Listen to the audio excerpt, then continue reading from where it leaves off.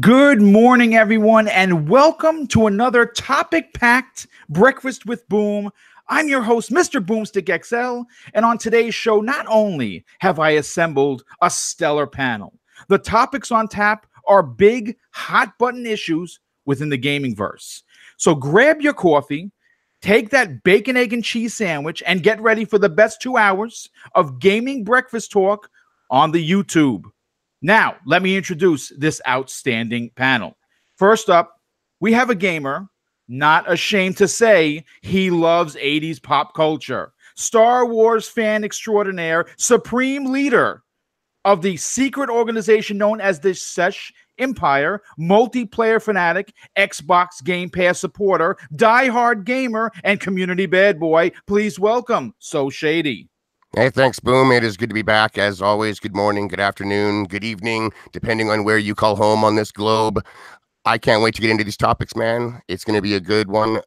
Like, the industry just doesn't let us down when it comes to things to talk about every week. And we got some fire topics today, man, I got to say, from Bioware stuff. I'll just leave it at that. We're going to talk about Bioware stuff. It's been the first time in a while since I've heard about it on other shows even. So I can't wait to get into it.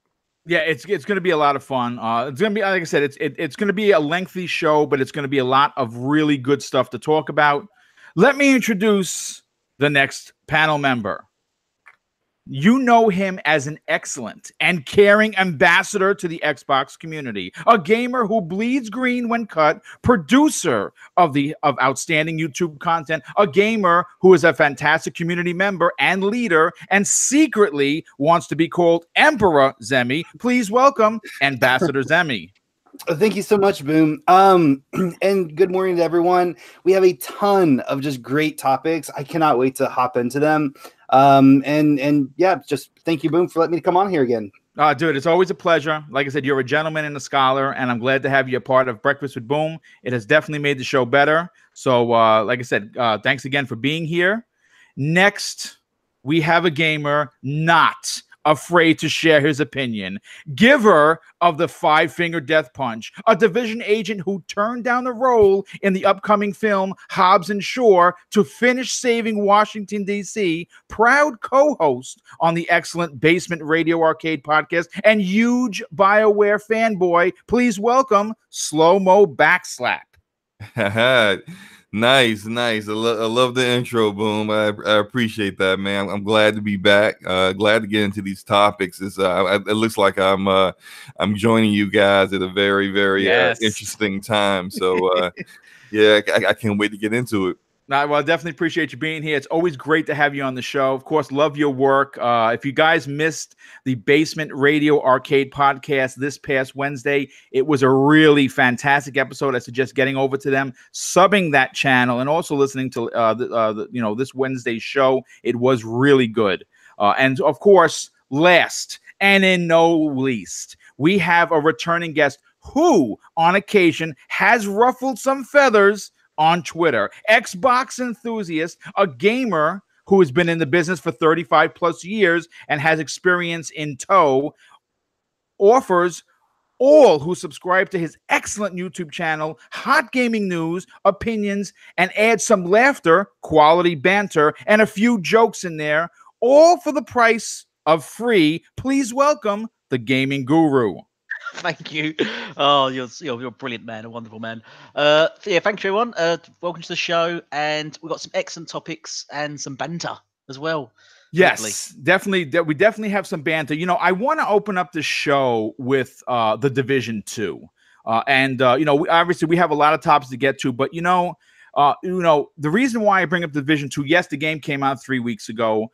But most people, most gamers who are enjoying the Division have skyrocketed in gear score. And what you ask what that is, if you're not familiar, that's basically all of your gear together that you find and you put on comes together in a score very similar to Destiny with your armor, right?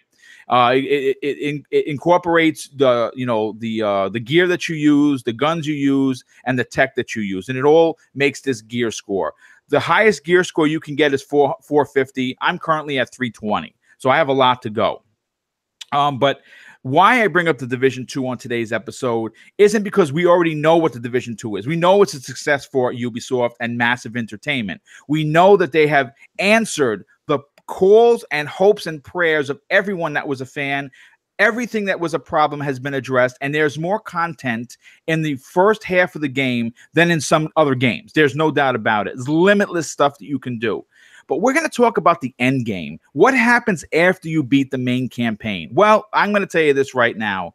Not only does the map expand, but it is literally taken over by an organization called the Black Tusk. And that's not really a spoiler because it's in a lot of the articles that people write about. So it's not like, oh my God, Boom, you just ruined my life. No, the Black Tusk they are the real deal.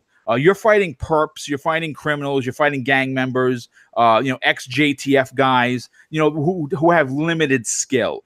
But when you come up across the Black Tusk, that is when the game really punches you in the face. Slow-mo Backslap, who is an official Division agent who lives in Washington, D.C., PS, by the way. I want to go to you first on this, dude. What do you think, in your opinion, has Ubisoft and Massive Entertainment done to make this end game as incredible as the first half of the actual game? Well, I'll kind of quote or paraphrase what Dave said about how they built this the sequel. They took all the criticism that they got from the first game about how when you get to end game there was really nothing there. That was basically just do the dark zone or twiddle your thumbs and play around with your character or whatever. There was really nothing else to do. And eventually they brought in more activities to do, underground, survival mode, last stand, and all that. But it wasn't there at launch. And for a lot of people who checked out, they didn't get a chance to see everything that Massive Ubisoft built into the game over time. So what they did with the sequel was they started with in-game and then they made that the foundation of the game and went forward. And this way, when people got to the end of the game, there was already a ton of activities there for them. They took a lot of positive content, positive feedback from the first game on certain activities and said, okay, we need to make sure we have bounties and in game for the next game. We need to make sure we have a 4v4 PvP mode because people just want straight up PvP. They made sure they had all those games ready at launch, all those activities, all those modes ready at launch, and that's what we have here. Like right now, I'm at gear score 455 on my main character. Wow. My second character that I've been doing with some of my friends who just don't have as much time to get into the game as I have, and they're still building their character up. That one's level 22. But today, interesting that this is one of the topics. Today, this morning, they dropped a update which allows you to get to World Tier 5. And for people who don't understand, like when you get to end game, you go into what's called World Tier 1, and all the enemies are stronger, and you need to have a certain gear score level in order for your gear and your weaponry to be able to do very much damage to the enemies. As you kill enemies, get weapons, get gear, get geared up, you start to you start to get strong enough to be able to handle that world tier. You do 2 main missions and a stronghold, and then there it activates the next world tier. So there are 4 world tiers that were available at launch, and I would say maybe a third of the Division community is already there at that 4th world tier. But just to make sure that they're taking care of the hardcore fan base that burns through all the content, as well as the your community that's still taking their time, they've already dropped World Tier 5. Wow, that's so that dropped today with the title base and stronghold available. And once you get to World Tier 5, you will be with the ability to start getting the first 3 gear sets. which will be available. And those will be like, if you get 4 of those, traditionally, I don't know how they work now because I haven't actually done it yet. I did the introductory mission that I'm not going to say what happens in it because there's some spoilers for some things that happened in the story. So I'm not going to say anything about it, but I did the introductory mission this morning, and I'll probably, once the show is over, I'll probably jump in and do Tidal Basin to get into World Tier 5. But I don't know what the 3 gear sets. I don't know. I can't remember all of the abilities they give you, or if like how many gear pieces you need to have to activate. Yeah, like the old gear sets where if you kept, you can have a full set of 6 and it would give you this bonus. If you had 4, it would give you this bonus. Exactly. Like, I don't know if they're keeping to that because, the regular high-end gear right now, you get bonuses off of just having 3. Yes. And I don't know if they're going to keep that 3 thing or they're going to go to the 4. I think they may go start off with gear set, with 4-piece bonuses like they did in the first game. I guess we'll see in a little bit. But also on April 25th will be the introduction to the 8-man raid. Oh, wow.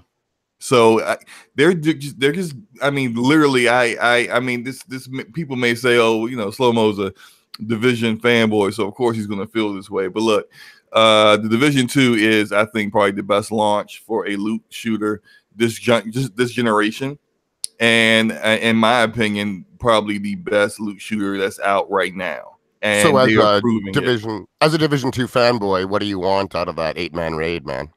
I want coordination between all of the different players. Like, I want some of what Destiny has in a raid, but I don't want it exactly like that.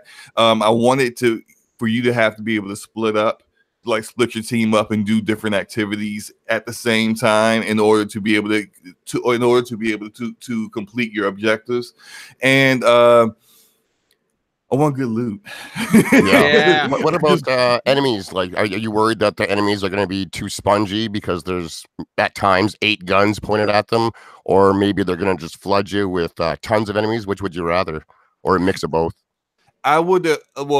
I think the enemy AI in this game is way superior than the first game. Yeah. Like, they flank you. They're smart. They know when your skills are on cooldown, and they press the attack. They know when you're healing. They know when you're reloading. Yeah. So, like, I think if they just added more enemies, but it also would depend on like what's going on in the scenario. Like, I wouldn't want it just to be like for example, in the first game, in the first incursion, Falcon's Lost, there's a big tank inside of a building you're fighting. I'm like, they're just like, why is this tank here? This doesn't make any sense. Like, I don't mind something being bullet spongy if it makes sense to me. If I see like that, like Black Tusk has been developing some kind of, they've been developing some kind of technology. They got some guy in a huge mech looking suit and he's tanky as hell. Okay, I'm cool with it.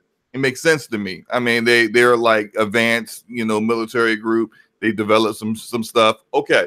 But if it's like a huge or like a big fire truck spewing fire everywhere and Dragon's Nest that they had in the first game, I'm going to be kind of looking at it sideways like, this is a little this is, I'm trying to suspend my imagination here, but it's getting a little difficult, but it's I would rather have the advanced AI enemy techniques that they've been using now, and just give me more enemies. Really force us to work as a team.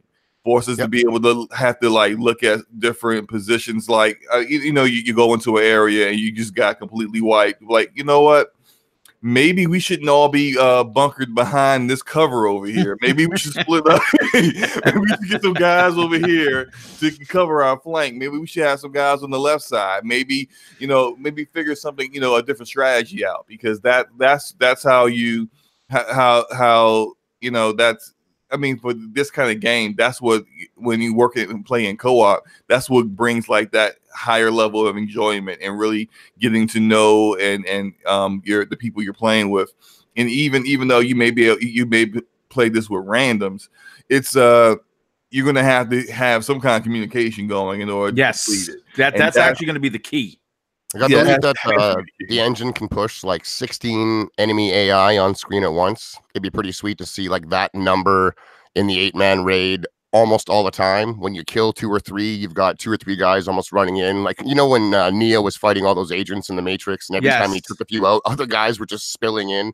If it was something similar to that, just not as cheeseball, of course, Division takes itself a bit more serious. But if they were able to maintain that amount of enemies, that you're 8 guys, because that's a lot of dudes shooting at the enemies, right? So you're gonna have either a lot of them, or if 3 or 4 guys are all shooting at one enemy, I'm assuming he's gonna be dead in a matter of seconds. So there has to keep that pace up, I think, and I'm hoping for more than just holding circles and advancing in the level. Like Destiny with its raids, because it's fantasy based, sci-fi based, it's kind of like you 2 have to stand in this sigil until the force field drops, and then when that happens, we jump through the portal, and all that kind of shit can go down.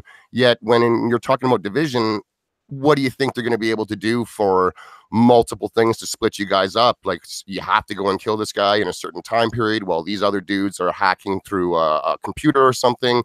Like, it's harder because it's based in reality, I think. I just hope they can keep it interesting, as opposed to you're just constantly holding a circle against waves of enemies. Yeah. You know, I actually had a thought about something. I don't know if you guys have played this game or not. Well, actually, I'm pretty sure we've all played Mass Effect 2, right? Yes. Okay, so remember the suicide mission at the end? Yes. And even though primarily you used Shepard and whoever was with Shepard, you had your other crew members doing different things at different times, and you had a big crew, and there would be times when you would hear them over the comms fighting in a different area. But what if, like, with this 8-man raid, like, that's actually what's happening for like all 8 parties? You know, yeah, like, you know, that's a great point, Slow-Mo, because I was thinking that I guarantee you at one point or another the 2 teams are going to split off. Yeah, and I'm going to tell you why I want that to happen, because it's going to encourage players to go through it again to try and be on the other side of it. So there actually may be parts within the 8-man raid that your first time around you're not going to see. So if you go to the left, you may want to, you know, pick going to the right the next time, because you're going to miss part of that board. And I think that is extremely interesting. I want to get Zemi's point of view on this, because I know we've stayed up quite a bit late a few times playing the Division. Look, Zemi, there's no denying that the end game hurt Division 1, right? Slow-Mo made mention of that. It had many players abandoning the title shortly after beating the single-player campaign because, like you said, there really wasn't anything to do. But they really went out of their way to make sure that this was on par for what people expected, especially the fan base. What has been your experience so far with, the game itself, but more specifically, what you've seen? First of all, have you beaten the main campaign? No, I have not actually beaten the main campaign. It's something I still need to do. Hopefully it doesn't get thrown into my eternal backlog of games. Hopefully. But yeah, I'm still trying to play it. I'm still trying to find people to play it with and stuff. First off, I can't believe that it's been 3 weeks since the game actually came out. Or close to it. I mean, that's just shocking in of itself. But I do like the Division 2. Whenever the first one came out, I played it a little bit. It wasn't really my thing, but they've improved so much from the first game. It's ridiculous. And, one of my favorite aspects of the Division is, it kind of has that old nostalgia to it and some flashbacks from my days of playing Rainbow Six Vegas.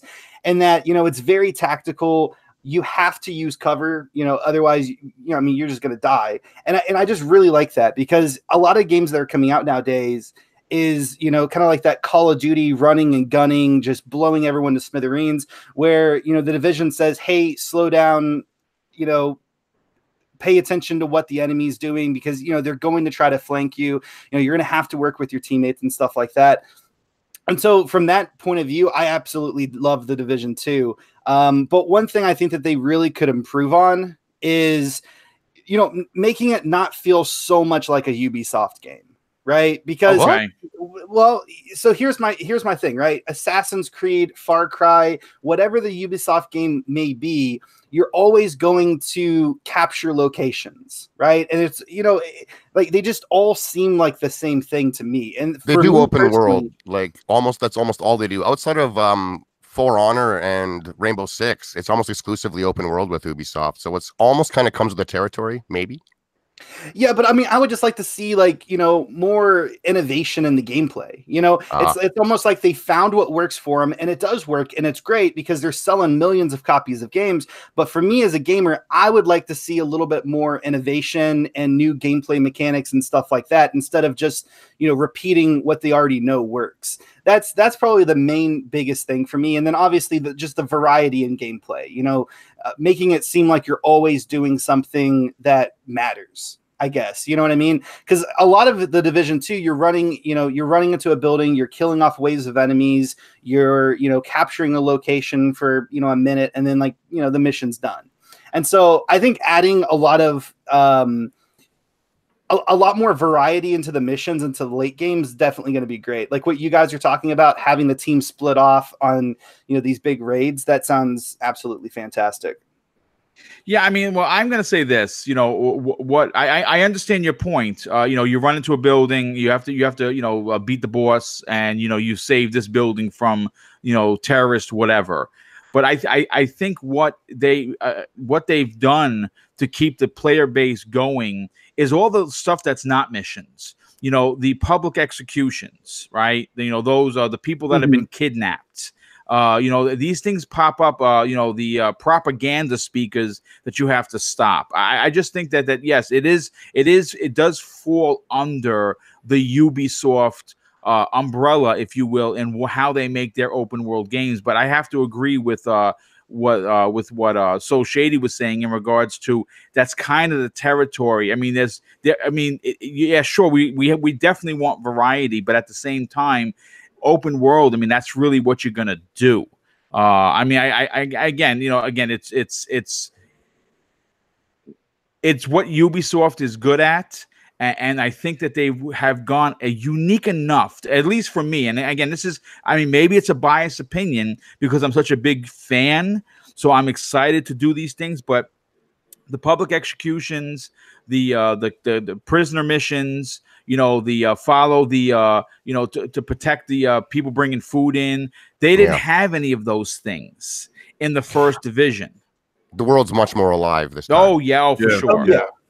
And more specifically, I'm glad you said that, Shady. Great, because I'm gonna come to you in a second. The AI for the people that are patrolling, they come and help you, dude, and they have bailed my rear out so many times where they'll just be a band of people walking with supplies. They hear me in a shootout, they come running over. I think that's amazing. Yeah, I did want to just comment that I think for the first game, that was that whole Ubisoft formula of here's an area, here are some side missions, do these side missions, and they were very much copy and paste for every single area. It got very mundane and redundant. It was really boring in the first game, whereas with the side missions in this one, they're all very unique to each area or each faction that you're fighting. So it is the same formula as Zimmy is saying, the Ubisoft formula, but I think it's hidden a lot better in this game than in previous games. Yeah. I also would say I encourage you to go just exploring around the area. There are secret. Secret missions, secret safe houses all around the map that provide secret missions that give you hidden blueprints, really nice blueprints for your guns that can really give you some great specs, like 20% damage to elites, or 20% critical hit chance. That's something I didn't find out about until last week. Yeah, the exploring part is a good point, dude. Yeah, you got the hunters, and if you're not familiar with the hunters is like a secret organization or group of killers that basically just hunt division agents. Yeah, and sometimes there's one mission where you'll get ambushed by one, and there are other missions where you can actually kind of seek them out, hunt them down as well. And it's there's a whole thing story that within you a have to do. story. Yeah, it's a story within a story where you have to go through a certain number of steps to get to pulling that hunter out, drawing that hunter out.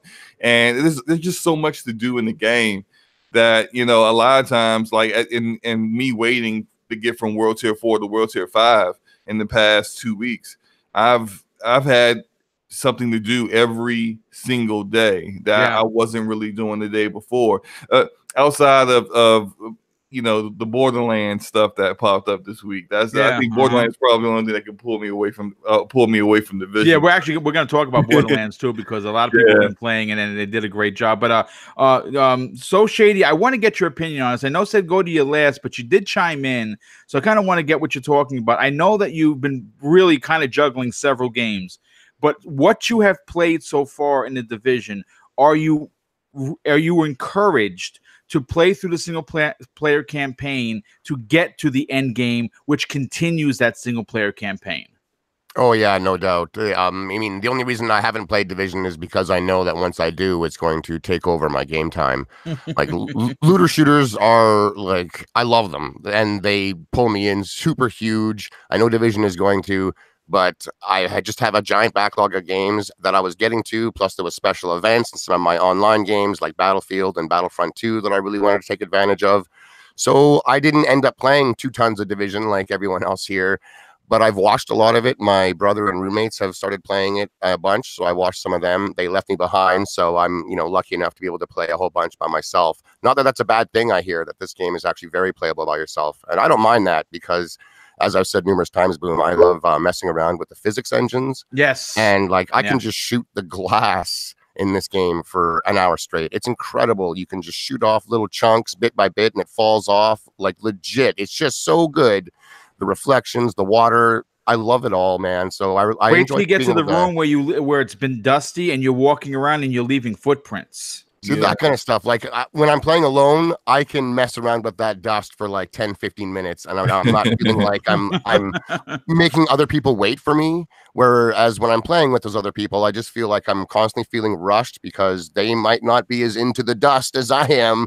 But, I'm really, really, really excited to get into it. I've heard nothing but positive things. That's one of the best parts about this game for me is that unlike other games, we're not hearing negative stuff. I'm not seeing tweets and YouTube videos lambasting the Dark Zone for being broken or horrible, or just even the matchmaking system for that matter, not being horrible and broken. And if anything, there being too much to do for most people out there. And it's just such an improvement. It's fantastic.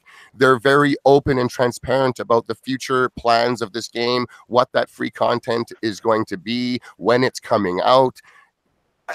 It's nice to see. It's really, really, really nice to see. I'm super excited to get into this game, man. Like what I'm playing a lot now still to this day, which I mean, geez, it's Anthem.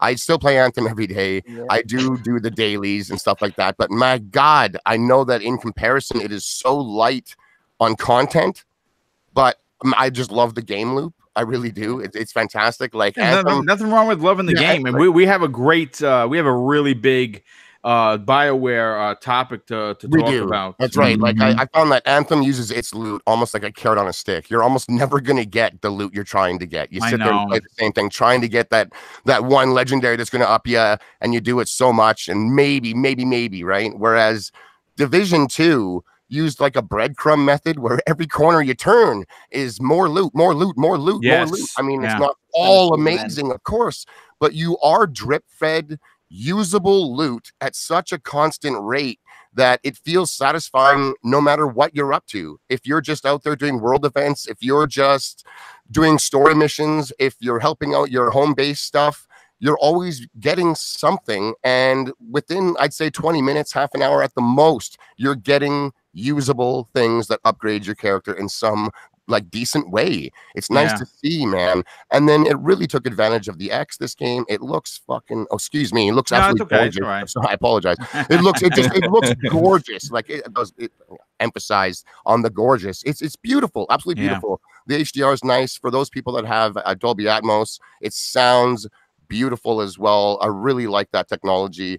I want to see it in more games. So I can't wait to get into it and just really tear it apart. it's going to be a big hiatus from a lot of other games, because from all I hear is that this game just keeps on giving and never, ever, ever stops. Yeah. So that's my big worry about it, because games like that, and I know the kind of gamer I am, if someone else played 80 hours, that's 160 for me kind of deal. Easy. So I'm a little concerned, but I know I'm going to be diving in. It'll likely happen this weekend. Nice, nice. Listen, before I get to Elite Gaming Guru, a couple of shout outs here. First of all, Ricardo Willis with the outstanding $5 super chat. He says he's ready for tier 5. LOL. Boomstick is a man of my own heart. Yes, well, thank you, dude. I greatly appreciate that you being here, of course, and your generosity. And of course, the Board Gamer Renegade with the outstanding $5 super chat. He says, what is each of your favorite looter shooters games as a service? I'm a Sea of Thieves guy myself. Great podcast. It's welcoming and honest. Well, thank you for that, dude. That is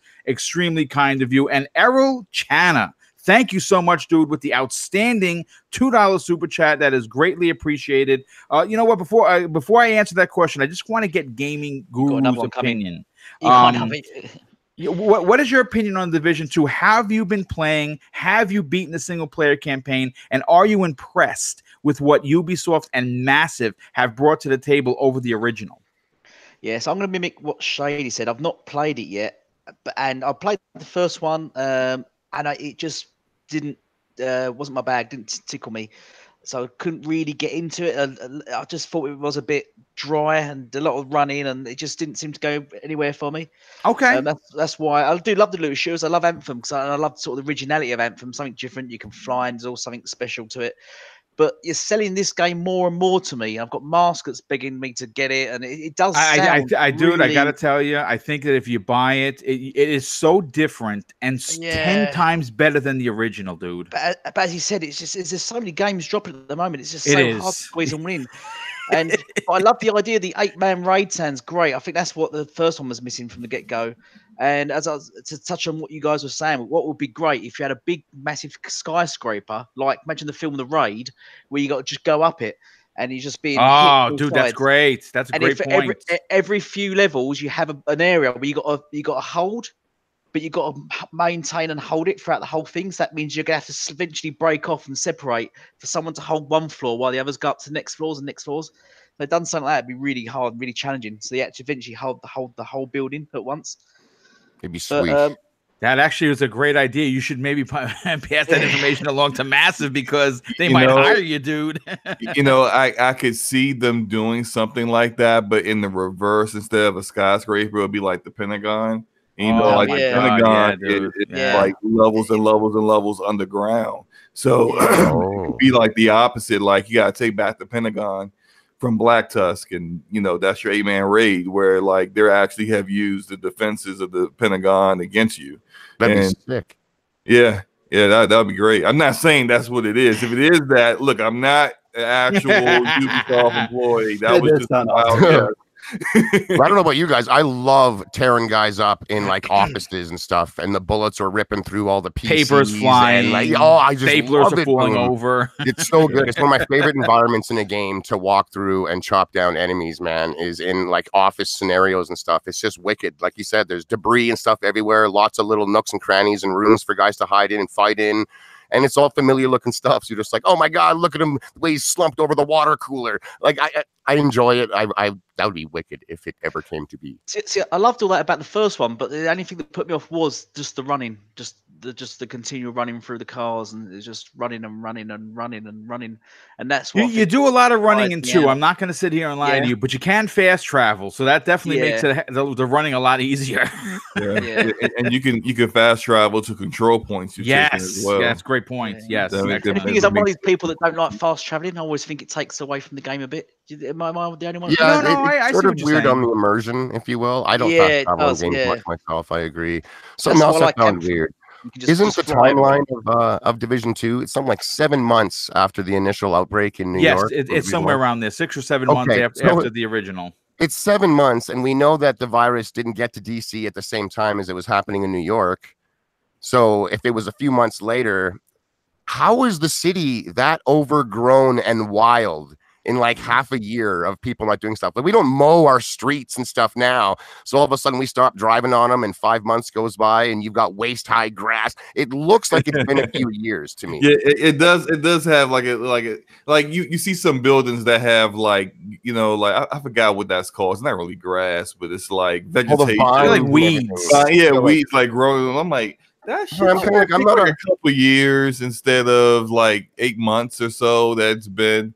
Okay, like, yeah, 100% on the weather in Washington. Like I don't know if what type of seasons are going down there, but I was kind of like, it's not a lot of growth. It's the extreme of everything. In the summer, we get heat waves. In the winter, we get massive snowstorms and whatnot. You know what's funny? It's funny you should say snowstorms, Slow-Mo, because what I'm hoping is that, you know, obviously we have the night cycle where it changes day to night. You know, you get dusk, you get early morning.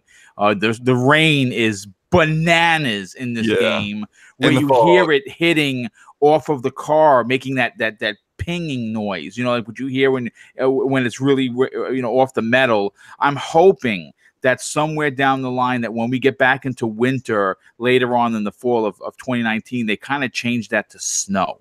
That would be effing amazing if they were able to have adaptable weather based on the season that we're currently in. Because, you know, I mean, a lot of people didn't like the winter theme that basically was all of what the Division 1 was. I'd like to see them, because they already have a day-night cycle and what seems to be adaptable weather with fog and rain, that they could add the snow. But real quick, before we move on to the next topic, I have to say a big thank you to my brother, Agent Rayhan, $5 super chat. He says, "Boom buys everything. Love your show. I love you like a brother." Yes, I love you too. If you don't know, Agent Rayhan and I, we grew up together, and we have some really unbelievable memories when it came to gaming. You know, he's actually my brother Neo Mental's friend, who of course I met through my brother, and we all became lifelong friends. And to this day, we're still hanging out and playing the Division and games online, and it's been really cool. But I want to answer. Neo Mental there, Boom. He's calling me out, saying, maybe I've never had a lawn. I have a lawn, sir, and it does get crazy. It gets crazy within a matter of, like, if I don't mow it, because I've rented places and not mowed the lawn in like 2 months. It is almost waist high. The lawns are fine. Why are the streets so overgrown and wild looking? I just think it looks like it's been longer. That was all. That's all. Well, I'll tell you one thing about DC streets. Even right now, no, apocalypse going on. The streets is like driving off road. They're so bad. Really? Oh, yeah. Okay. Like it's. Yeah, you can hit a pothole and your vehicle is going to hate you for forever. Like you just completely screw up your suspension and everything. It's pretty bad. Is it like I Am Legend? Do you get stuff like deer and sort of lion roaming around? Oh yeah, deer is. Yeah, I almost hit a deer last night driving home from work. So okay. Yeah, it's too. Like I was actually like, all the deer that are running around the city. I was like, yeah, that makes sense. Like the other people that I know that live in this area, I'm playing with the game. It's just like, this is a lot of deer. Like I would believe like the deer would just take over this area if there was no one out there shooting them or people keeping them away from, like, them not being afraid of cars running them over. Like it's pretty wild out here. Hunters hunt deer outside of the DC area and surrounding Northern Virginia and Maryland, just to kind of keep the population down. Wow. Well, Ubisoft is super proud of the realism of the game on their, like, of the city. They're saying that people that live there can actually recognize, like, streets and beyond the obvious landmarks. But like, there's that pink house that's 3 now. Yeah. Apparently, they map out the city really well, Shady, and I can attest, because a lot of the missions in Times Square, that little precinct exists. When I used to do overtime details in Manhattan overnight, that little precinct there, that's I mean, dude, I walked into it as the character. I remember walking into it as a real police officer, and it was freaking spot on, dude. It's crazy. Nice. Like, there's that staircase, dude. I used to sneak my smoke breaks in, eh? Nice. They absolutely, pretty cool. They absolutely nailed the Metro. It looks exactly like that. When you go into the Metro underground, like the design of the escalators, the walls with that very like Pentagon shaped like blocks on the walls, all that stuff is exactly how the Metro looks. There was actually in particular you're doing one mission, and I was in there, and I actually recall, like, I haven't been on the Metro in forever. I've been driving for the longest time, but back when I was a kid, I used to work at I live in Maryland, work in DC, and I used to take the Metro in. I recognized the station that I used to always stop at and do my switch over to a different Metro, a Metro train to get in. And I'm just like, wow, this is exactly like what the station looks like. That's cool, man. Yeah. You know, the devs were bragging about, like, they were like, we know a creepy amount about the city. They were like, we have pictures of every tree on down all the main streets, how old they are. And it was like, how old they are? What are you? I mean, he was just like, it's ridiculous. But for some reason, they just compiled so much data on the city to recreate it in the game. I think that's pretty cool. Yeah. No, real quick before we move on to the next topic, though, I just wanted to answer the gentleman's question. For me, my favorite looter shooter, you know, out of everything we've played, you know, Destiny 1, Destiny 2, Anthem, Destiny, you know, Division 1 and 2, I'm going to say it's going to be Division 2 simply because it's the most polished out of the gate. It offers the players so much customability, you know, for your character, your gear. There's all kinds of different gadgets. Before we only had a handful. This one you have like a total of 8, and they all matter. They all matter in a big way, depending on what kind of player you are. Again, the attention to detail is big, and the fact that every time I turn on the game, I look at the map, and sometimes I feel overwhelmed. I'm like, my God, there's just so much to. When am I going to get a foothold in this area? They keep taking them back. And Shlomo, I want to go to you. What is your answer for you in regards to the gentleman's question about your favorite looter shooter? My favorite looter shooter, I would tell you immediately, is Borderlands 2. Nice, strong pick. I played Borderlands 2 like nonstop for about a good 2.5 years. When it came out. Holy cow. I missed out on so many games at the end of last gen. Like, I missed out on the first Red Dead. Like, I started it, and then when Borderlands 2 came out, it was just like I completely forgot that I was playing that game. I had to like play it later on. I ended up playing Red Dead 1 after beating Red Dead 2. And kind of getting, the full story there. But like, yeah, Borderlands took over my life. My gaming life, that is, when it first came out. The billions of guns, like, that was real. It was a billion guns in the game, and they were all extremely unique. The humor, I think probably one of the best villains ever in Handsome Jack. Yes, and just like that game had so much content, the skill trees, the build diversity. I think Borderlands 2 is the foundation that has built what we see today in Destiny and Division, and showing them. Well, they're definitely the OG for sure. Oh yeah, absolutely. And even now, like, I can pick up Borderlands 2 and just play. Like, it's one of those games where, like, it's almost like riding a bike. Like, it doesn't matter how long it's been since you played it. You pick it up, you play the game again, and you're right back into it. Next thing you know, you've lost 2 hours. So yeah, that game, Borderlands 2 is definitely the pick for me. Nice. Okay, so that's a strong pick, actually. And if people didn't know, we're actually going to talk about Borderlands in a second, about the update. Shady, what would you consider your favorite looter shooter? And of course, throwing in Borderlands, which I totally forgot to do. Out of the 4 big franchises, what would be considered your personal favorite? My favorite franchise would be Destiny. I played it the most. I'm a huge science fiction guy. I absolutely love Bungie's work when it comes to gameplay. And yeah, it's good stuff, man. I can get my Peacock game going on big time in there. They got wicked looking fantasy armor and, exotic looking stuff. Also, like Borderlands, there is a ton of guns that you can also go and collect. Lots of them are pretty wicked. I really dig it, man. In a perfect world, it might be Anthem, but it's got to be the Destiny franchise for me, especially nice. Destiny 2. I like it a lot. Strong pick. Zemi, sir, I'd like to get your opinion on this. Out of the 4 big ones, and I saw someone in the chat put Diablo, and I mean, it is a looter type of game, and I don't know if I would call it a shooter, but you can shoot magic. What would be considered your personal favorite looter game? Like looter game? Yeah, well, I mean, it could be a shooter. Really, little shooter. Yeah. Okay. I mean, because looter game would probably be Elder Scrolls Online, but I don't think that really counts. But probably the one that I played the most, which would be Destiny 1. Nice. That would probably be my favorite. Yeah. Strong choice. Yeah, that was I put 1,500 hours into the original Destiny. Loved it. Loved every minute of it.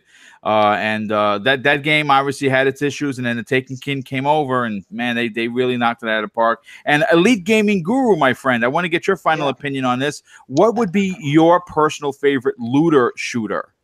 So, Destiny, I played them 1 and 2, just couldn't get into them. I found them actually quite easy, the games, and I just couldn't get into them. Sorry, guys. Borderlands is great, fantastic, probably the best looter shooters, except they're, as I said, I think previously, they're a bit awkward to get into playing it alone. If you play it with a mate or as a group of you, then they're brilliant, perfect, the best looter shooter. But I think to play alone, they're not ideal for me. So I'd probably have to go with Anthem at the moment. Okay, listen, that's okay. I mean, listen, it's funny, you talk about Anthem, and I think we have to address that before we go into Borderlands, because it is a really hot topic. I did a lot of background research to make this topic interesting, but also to learn a few things. I mean, listen, let's not even hold back. Let's go right into it, because this is going to be a 30-minute topic for sure. New information has been brought to the gaming public in an explosive article written by author Jason Schreier of Kotaku fame, where he claims to have interviewed several current and former employees at the storied gaming development house of Bioware.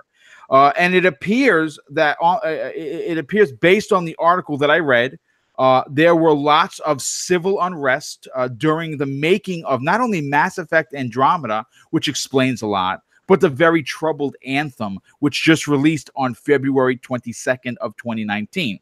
Now, in the past, we have heard horror stories of EA making developers work 12-hour days, 6 days a week. That came to light when a group of spouses sued EA for owed wages for overtime and work-related bonuses and abuse. That happened in 2004 and was settled for $14.9 million in 2006. Not surprisingly, Jason Schreier also wrote up about that. I read his old article from back in the days. And since then, we've heard rumblings of the crunch time working conditions when it comes to big releases from EA. And basically the lid has officially been blown off, and it's really starting to make sense why Anthem turned out the way it did. Now, a lot of people may not know this. The original title of Anthem was called Beyond. Hey. And right before, literally days before this was going to be unveiled on the Microsoft stage, EA thought it was going to be too difficult to trademark it. So they went to their backup plan, and that's how the title of Anthem was made. And what's funny is when you hear, and again, the quotes that I have are from unnamed sources for their protection. So when BioWare was told of the name change, one of the devs, this was his response. Everyone was like, "Well, that doesn't make any sense. What does this have to do with anything?" said one person who worked on the game. Just days before the game's announcement, the team at BioWare had a brand new name that nobody understood. That is crazy. Now, this is a quote directly from Jason Schreier's article, because I want to give him credit because he wrote it. Perhaps the most alarming is it's a story about a studio in crisis. Dozens of developers, many of them decade-long veterans, have left BioWare over the past 2 years. Some who have worked at BioWare longest running office in Edmond talked about depression and anxiety. Many say their coworkers had to take stress leave, a doctor mandated period of weeks or months worth of vacation for mental health, healing. One former BioWare developer told me, this is according to Jason Schreier, that that they would frequently find a private room in the office, shut the door, sit down, and cry. That was a specific employee, right? Yeah, that's one particular employee. That's not everybody. People were so. It would be crazy if the whole company was crying. The whole company is finding private rooms to cry in. But there'd be a lot of rooms in a big space. People were so angry and sad all the time, they said. Said another, depression and anxiety are an epidemic within BioWare. Now, I have a bunch of quotes from a gentleman on Twitter. And he put his name out there. He doesn't work for BioWare anymore. He worked on Andromeda. I'm going to come and I'm actually going to read some excerpts from his comments because they're really interesting. But I have to go to slow-mo immediately on this.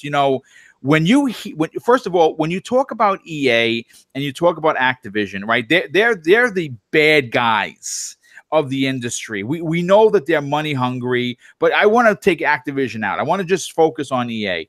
They have been voted many times as the worst company in this country, in the United States, for their practices, whether it be pro-consumer, anti-consumer, work-related, employee-related. They've been voted the worst numerous times.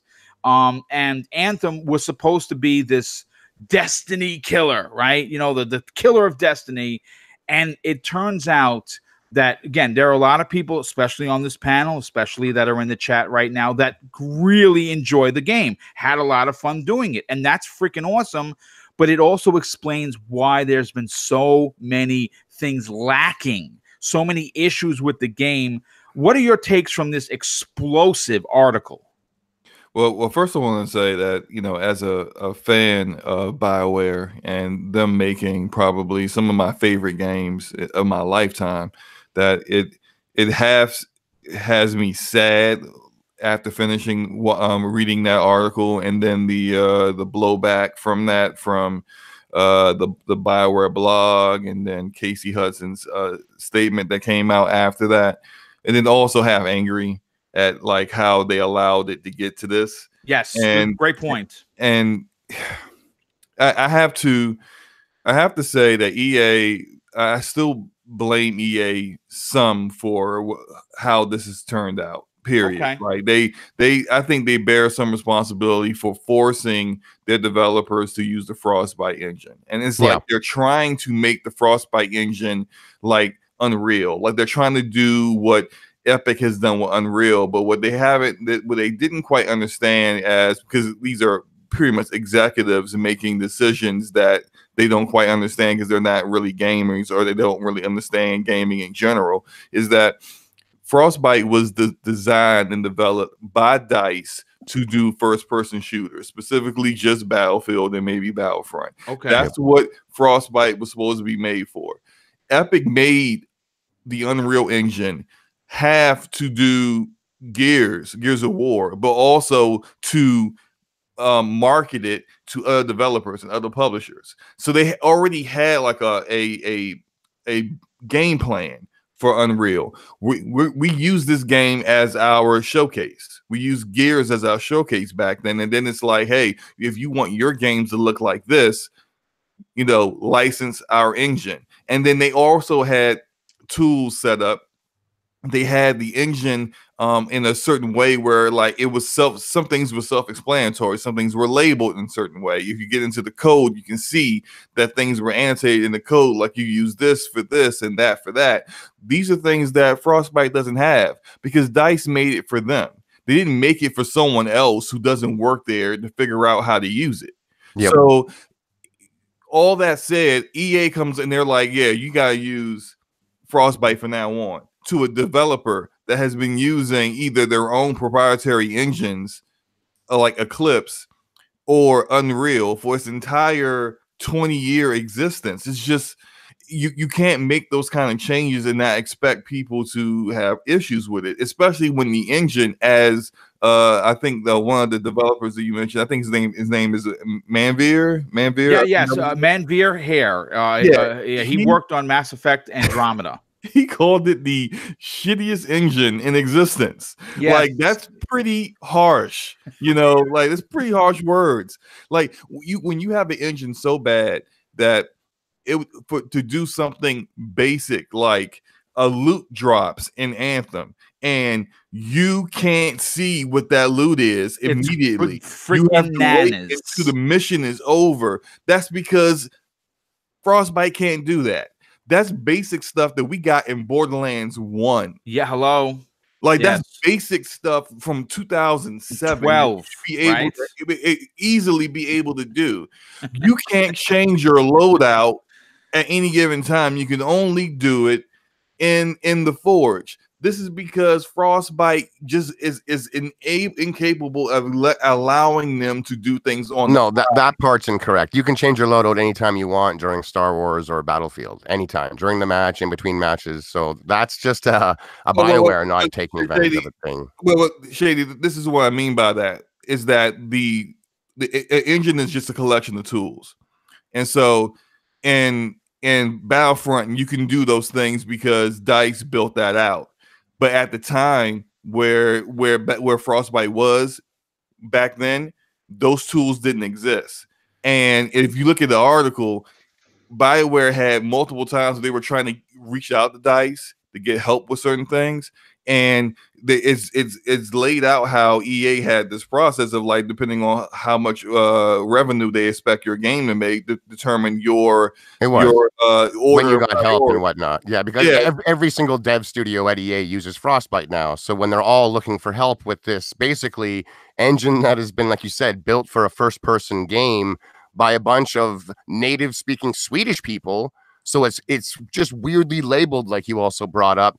They're having problems. And when all these studios are looking for help from the one studio that can give the help, EA is there to dictate where that help goes, and they do give it to the games that are guaranteed a return. I mean, that does make business sense. So like the FIFAs or the Maddens, they get first dibs. And because Anthem was a brand new, unproven franchise, it tended to fall in the back of the line when it came to the assistance these guys were looking for. It's a sad story there. Yeah, and so a lot of things that DICE has improved in Frostbite is not quite there yet in Anthem, because Anthem, one, they didn't get those tools.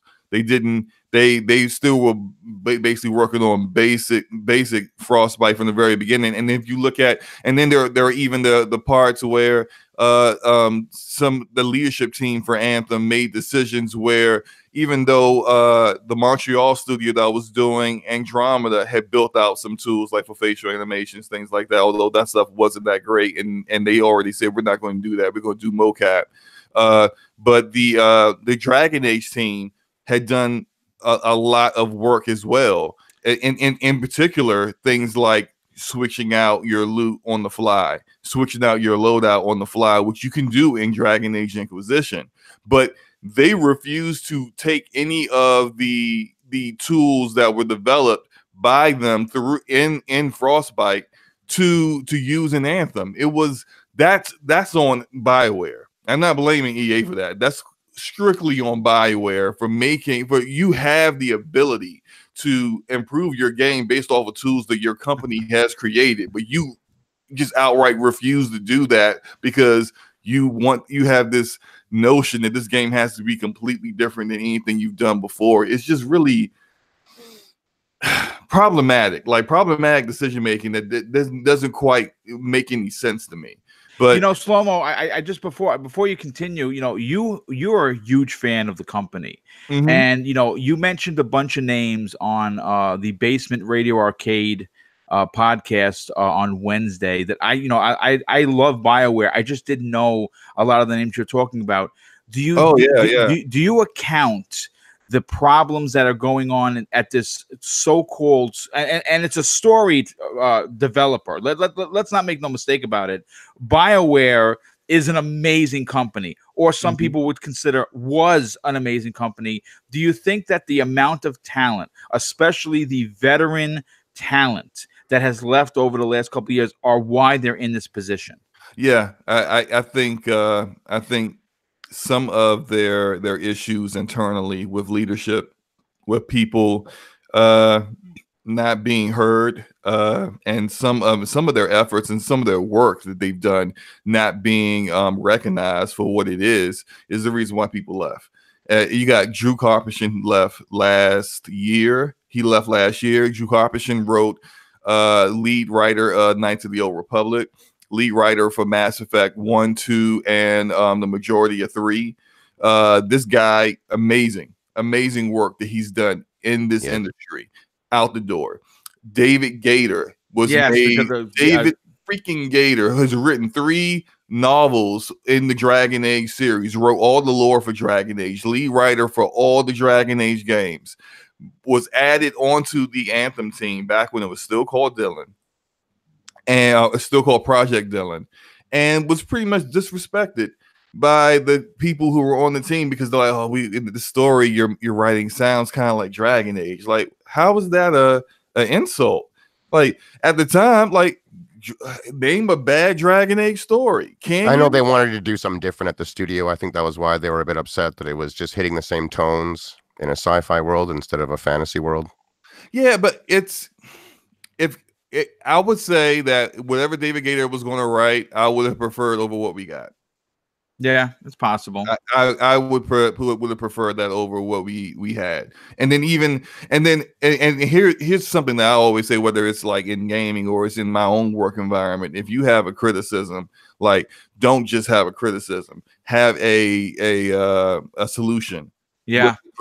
As well. And it seems like if you go off of David Gator's comments to Jason, was they criticized his writing, said it was too much like Dragon Age, but when he asked them, well, if you're saying you want something different, tell me what you're looking for, and I'll try to provide that. They didn't really have any solutions for him. So it's like, well, if you're just complaining but you don't have a solution, it's no surprise to me that David Gator just ends up leaving. And I mean, that's a big loss, dude. That's a huge loss. Because it's a loss. It reverberates outside of just the Anthem project, because now you lost the guy that is the foundation block to your story of Dragon Age. Now Dragon Age 4 is being developed without the guy who really actually wrote the lore. So you've lost just more than just the writer here. And so, I mean, you got guys like Neil Thompson who designed a lot of like the art design for characters in Mass Effect and Dragon Age. He left. I mean, so many people who have been longtime veterans of Bioware who really cut their teeth on amazing games, and they're gone. And it's frustrating to me to see that, and then see that what we have left is, I'm not trying to say the people who are there left can't get the job done, but they have a pretty high hill to climb to reach. It was steep order for sure. Yeah, very, very steep order.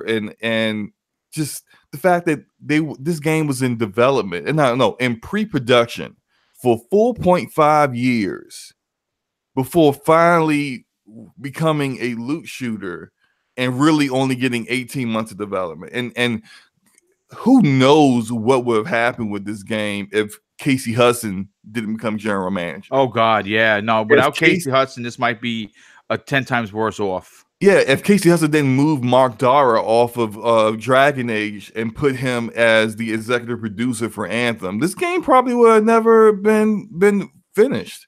Yeah. I mean, Go ahead, early game. Slow-mo's, I think, hitting it exactly. Because a lot of people, I don't know, they have just a blind hatred for EA. And I've heard on other podcasts, it's just, no, EA. No, Raven, it's all EA. BioWare wouldn't have done this. Is not what BioWare does. But I think they've been on the decline for a while, and it probably is due to they're just losing a lot of top-notch people. I mean, Mass Effect 3 wasn't not as good as for the other two. Andromeda was just a not very good game.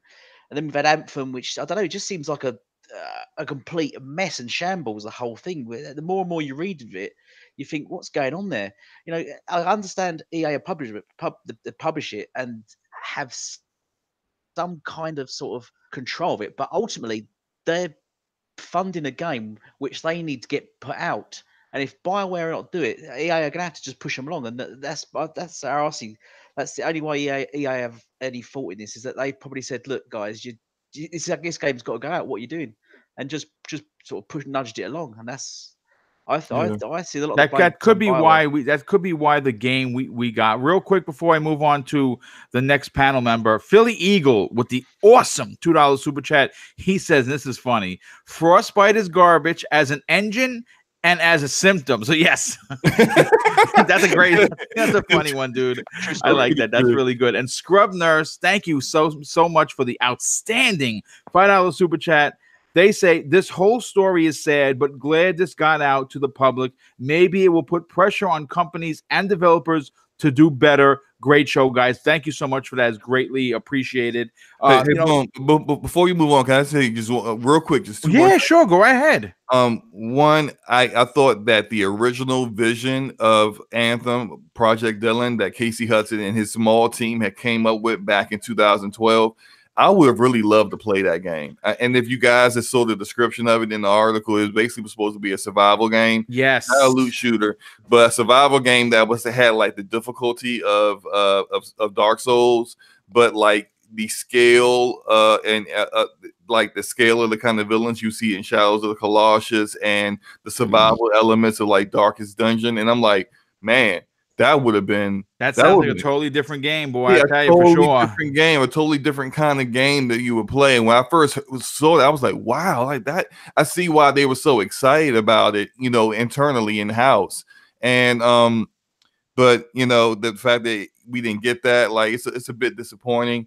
But I do also want to say that on the bright side, initially with their blog post they came out with, where they kind of like went at Jason Schreier without even reading the article. I didn't like how that looked, but I did like Casey Hudson's. Shady's actually going to talk. He's going to talk about that in a second, because the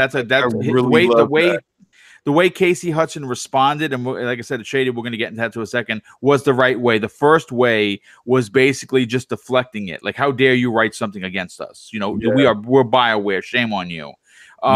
Shady, before I get to you, a former BioWare employee read the article by Kotaku and immediately took to Twitter. Here are some of his tweets confirming what was spoken about in this bombshell Kotaku article. And his name is Manveer Hair, H-E-I-R. And he had some really interesting and devastating things to say, confirming what has been going on, not just right now, but has been going on for quite some time. And this is what he had to say. I can't speak to any of the Anthem devs itself, but all of the criticism of Frostbite, it's the shittiest engine I've ever worked with, and are 100% on point and serious. My life is so much better on Unreal now, where things, work, and content creators are, empowered. He continues with, people were so angry and sad all of the time. Said another person that was suffering because of this from the Mass Effect team, depression and anxiety. He says that, and I quote, it is an epidemic within BioWare. And he finishes it. This was co-signed by me, a person who left BioWare in 2017 with massive depression and anxiety that has taken me a while to get through and recover from. I finally finished this article, and yeah, it literally just sounds like the same shit we dealt with on Mass Effect Andromeda. Triggering as hell, to be honest, but at least I feel less crazy for feeling the way I felt when I left BioWare in 2017 and wondered if I was the problem. It turns out I wasn't. Now, this is damning on so many levels, Shady. First of all, I want to get your opinion on what we've talked about, and then I want you to kind of read that response from the correct response from Casey Hudson. Take it away, dude. Okay, first of all, this Manveer dude, he's been wrapped up in his own giant controversy. I'm pretty sure this is the right guy. I looked at his Twitter and it fits what I'm about to say. He was wrapped up in a big racial thing Like, really? See, I was unaware of that. Huge. Like he hates whites. Apparently, he was tweeting some very serious anti-white stuff. I looked at his Twitter just now, and in his description, it's like fighting for a black and brown future.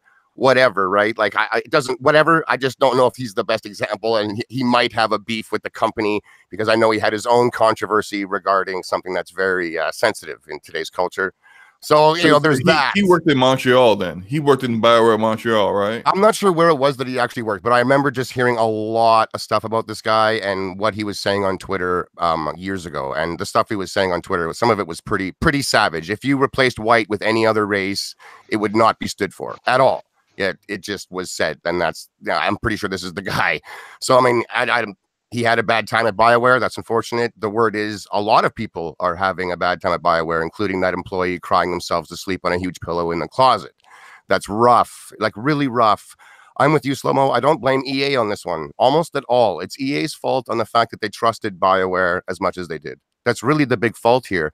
When you read the article, if it wasn't for Patrick Sutherland, is that his name? The head of EA, the top dude? Yeah. If it wasn't for him, there would be no flying in Anthem. We wouldn't be flying around. They put it in, they took it out. They put it in, they took it out. And they were going to keep it out. The world is designed to run around in. If you don't fly in Anthem and you actually just run around, you can run around everywhere. It's fantastic. And that's when you actually see the graphics and the world. One of the devs actually said, because they were going to put the flying in, because Sutherland was unimpressed with the demo he was given. The graphics weren't good, and it wasn't special. There was nothing special about it. You were just running around in a jungle shooting stuff, and he was unimpressed. So they went back, and what they did was put the flying back in. They got the guys from DICE to come and help them make the game look good graphically. And when they gave it back to Sutherland there, he was impressed. He liked the flying. He saw almost the early E3 demo that we saw at the reveal. And he loved it. He was like, that's fantastic. It looks new. It looks different. And it totally did. It got all of us. We were all hyped as hell. So that's what they ended up rolling with. The name part that you brought up, where it went from Beyond to Anthem, and that one employee was very confused.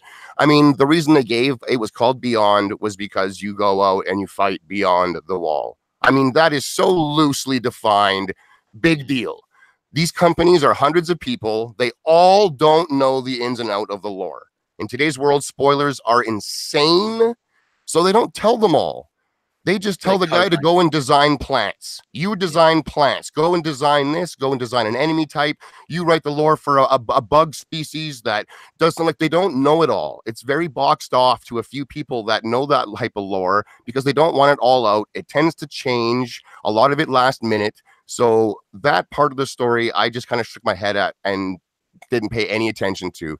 That person, they didn't give names, of course, might not have been privy to it at all. And they were just told, we're going to call it Beyond because you're fighting beyond the wall. And they just felt really good about that. And they weren't told that there's an anthem of creation that is this world-shaping device. Then there's like actual lore there. They weren't privy to that. So when the game was told that it's going to be called Anthem, it made no sense to that employee, whereas it made sense to those in the know. It was obviously their backup plan. They said that too. So I thought it was silly to bring up in the article myself. And then it's probably the janitor.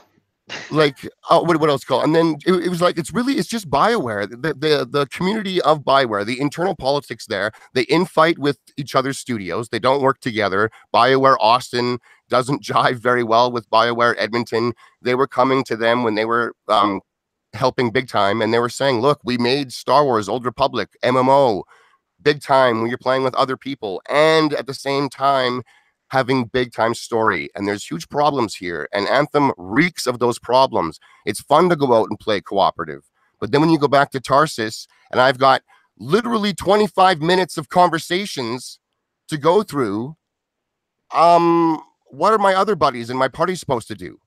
Sit and wait? Hopefully they have a couple conversations to go through. Hopefully they're just as into it as I am. Hopefully they don't want to actually walk around slow and look at all the effects and the graphics and listen to all the side one-liners that the NPCs are dropping, or read the pages and pages of lore. I mean, like, the game has such an obvious single-player component that clashes with the multiplayer cooperative aspect of the game, and I knew it was going to from the second I heard that Tarsus was going to be what it was.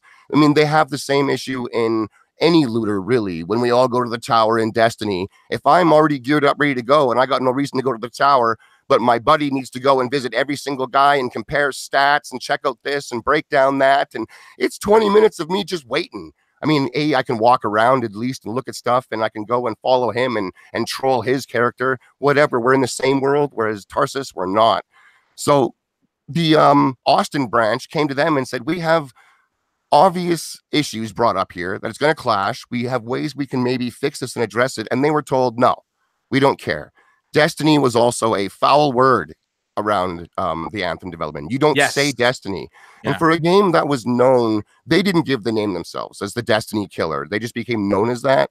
But for a game that's like lowball and known as the Destiny Killer, and someone's like, hey, you know, Destiny really improved over here, and you're almost scalded for saying Destiny. How dare you? Yeah, I guess they like Diablo. They like to go to Diablo 3 as their go-to looter to compare themselves to.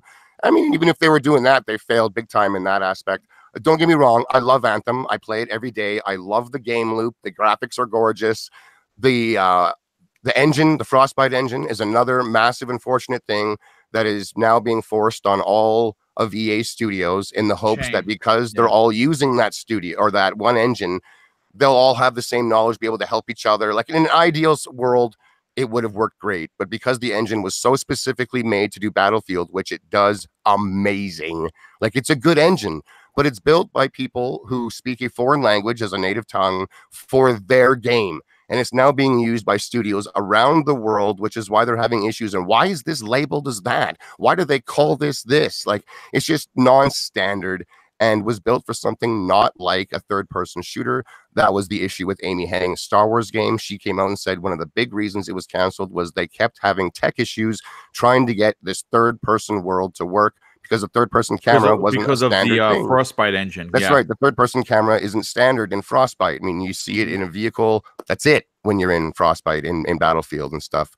It does have one in Battlefront 2. I actually played the game in third-person myself. But, I mean, it's not amazing. I wouldn't want that in my Anthem. I think Anthem plays fantastic. The flight mechanics are absolutely incredible. You can not only run everywhere in the world, which I do recommend people check out. Stop flying past everything at 80 miles an hour. Get on the ground, walk around. It is gorgeous. If this was a standard RPG game with this world, oh my God, it is so beautiful and well sculpted. The waterfalls, everything about it just looks really beautiful. It's kind of empty, damn it. That's about really it at the moment. Right. But all these problems can be addressed. I think Anthem is a swan song waiting to happen. It's a phoenix waiting to rise from the ashes. But there is undeniable problems over at BioWare, and that's unfortunate. It really is. But I think that this game was their fault more than anyone else's. They had their head too far up their own butts, man. They kept using the term BioWare magic. At the end of the day, we're going to get that BioWare magic. EA didn't push for any crunch on this. It was actually BioWare that said, we need almost a year delay. And EA was like, all right, but it needs to come out at the end of this fiscal year, no later. And that was a year, man. And they were like, yeah, okay. And they just couldn't get their stuff together. When they revealed that E3 reveal, that really was the first time that a lot of people in the studio knew what the game was kind of going to be. They admitted that a lot of that demo was faked and not real. Like it was just basically almost a CGI video. Like it wasn't legit. And it didn't end up happening and coming into the game. Like Shlomo brought up, the whole game that we're playing today was made in about 16 to 18 months. That's insane. That's such a small amount of time for them to be able to pull around and get what they had done after losing key people. It's very unfortunate. The head technical lead passed away halfway through the development in the main development, not when they were writing lore and doing artwork and all that other stuff that a new IP is, but actual building in the game. That last 16 months, he passed away. And that's got to be a massive blow to the team when your tech lead is no longer with you. They also lost their main lore guys and story writers, which again, because of the way that stuff tends to work, I'm pretty sure everyone doesn't know. Those guys know when they leave, they're out. He was hoping he left his binder with his notes. Otherwise, geez. Like, that's what happened to Destiny, man. That is totally what happened to Destiny as well. The main story guy literally left and he took his story. He's like, I'm out of here and I got it. And because I didn't share it, you don't know it. Good luck. See ya. And we got what we got. So it's just a really bummer because this was my most hyped title. I still really do enjoy the game. I do think that they're going to be able to turn this around. They still dedicated to making it what they envisioned it to be at the end of the day. And I think what they were promising, it sold really well. So there's a lot of motivation for them to do good on it as well. There's a lot of potential money to be made if they can bring back a lot of the gamers that have been soured, because they are going to be bringing in more armor sets. A new set just launched today for both the Storm and the I'm a Ranger. I picked up the Ranger set myself for 61,000 coin that I've been miserly saving over the last couple of weeks, because it really is, the economy's broken. It doesn't give you enough coin. It doesn't reward you for enough things. If you're not into the game loop, and if that's not the reason you're playing, man, is Division 2 a better looter shooter right now when it comes to that thing. But I did want to bring up the fact that Casey Hudson himself, I mean, his perm had to come out and make a statement. You know what I'm saying? It's such a serious perm. That thing makes a statement on its own. But he did address the employees at Bioware. It was internal, but because you can't trust nobody these days, someone internally at the company leaked it to Kotaku. So at the end of the day, it's cool that we get to hear it. It's unfortunate that you can't trust your own team with stuff, especially when you hear what he has to say, and he is trying to make this better and was aware of the issue coming in. All right. So this comes from Kotaku because they got the leaked internal memo, and he just says that this article. Oh, sorry, I started too early. Okay, what we found out of bounds is that they named specific developers as targets for their public criticism, which they found unfairly extreme, traumatizing to single people in this way, and they didn't accept that treatment towards them. So they didn't want to comment. So they waited for the day and a half to say anything, and they did make a public statement themselves. But this is the internal one. Okay. When I was offered the opportunity to return to BioWare as the GM, I came into the role knowing that the studio was experiencing significant challenges in team health, creative vision, and organizational focus. I was and continue to be excited to help drive the improvements in those areas because I love this studio, and above all else, I want to create a place where all of you are happy and successful. I'm not going to tell you that I've done a good job. At the end of the day, like today, I feel like I haven't done one at all. But some of the steps that we've taken towards this include a more focused studio mission and values, so that we have clarity on what we are here to do and how we are here to define a high standard for our studio culture. We updated our studio structure around a matrix so that department directors can be fully focused on individual career support, as well as being as well as well-being. We are defining better role clarity so that people can succeed better against clear expectations. That was a big problem that I was reading, was that anyone who wanted answers couldn't get them. Either the people didn't want to give them, there was just a lot of I don't knows. Just that's figure not it good out. At a company. That's no, it isn't. Especially when you're trying to figure out the game plan on a game, you kind of need to have one and know what it is. And if no one's being told and no one's being shared with each other, and it's all coming down to that quote unquote BioWare magic and during the end phase, and it's not a good look here. So they're really trying to make it so each person has a very clear role as to what they're responsible for, what they're going to do, make it so the team is aware of what's going on, where they're going. So this just doesn't happen again. It was just a massive miscommunicate, even on the internal teams. So they're looking to put place production changes that will also provide a clear project vision, as well as significant post-production periods that will relieve pressure and anxiety on the teams during development. During the last Dragon Age, they'd mentioned that the end phase was massive crunch time. Huge. It was crazy. And internally, a lot of the devs were hoping that the game would fail successfully. It wouldn't be a successful game because they didn't want it to make a lot of money and reinforce the fact that the mentality in BioWare at the time was a good one. It was a successful one, that it worked because it was burning out the employees. But because that Dragon Age did big numbers and made a lot of money, the top guys within that studio had no reason to change it. If it's not broken, don't fix it. And it wasn't broke for them yet. A couple employees die off here and there, not necessarily like really, even though some did, sorry, but did they step out because of stress? That's not everybody. And now it's kind of reached a breaking point, obviously, especially now that it's public, that they kind of have to do something about that and realize that maybe relying on that magic again isn't the best way to do things, and to be more clear with stuff. Yeah, so, no, good points, dude.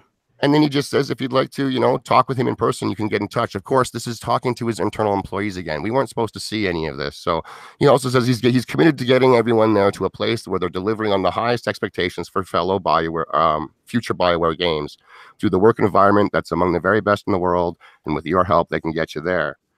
And then at the very end, the Kotaku article comes back in, and he says that since the publication of this article, he's heard from a number of developers in the industry who work at beloved AAA game studios, and they say a lot of them are saying, replace BioWare with the name of the studio that I work at, and it's the exact same situation. Holy shit! So this isn't a BioWare issue at all. It could be an industry-wide thing. Yeah. There's a couple of standouts, I'm sure, but in general, I think this is an industry problem.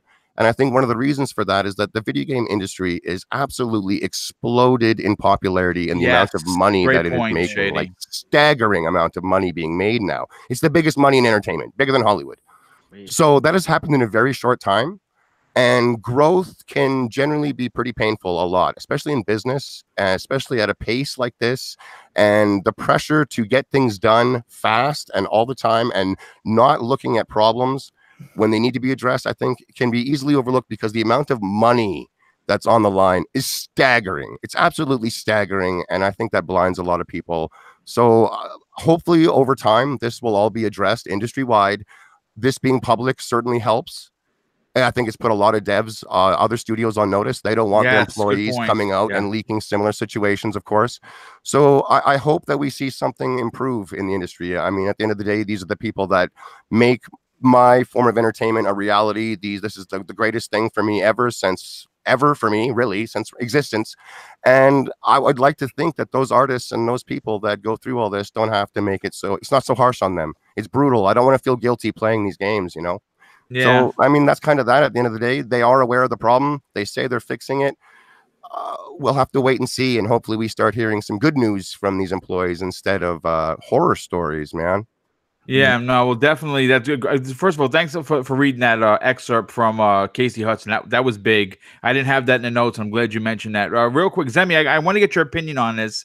But before I do, Philly Eagle with the outstanding additional $5 super chat. He says, I had bad things to say about a former employee or employers. Does that make them bad, or did I just have a bad experience? Stuff gets blown out of proportion, and to your point, yes, unfortunately, it certainly does. But Zemi, you obviously, you have a fantastic YouTube channel, so your ear is always to the floor.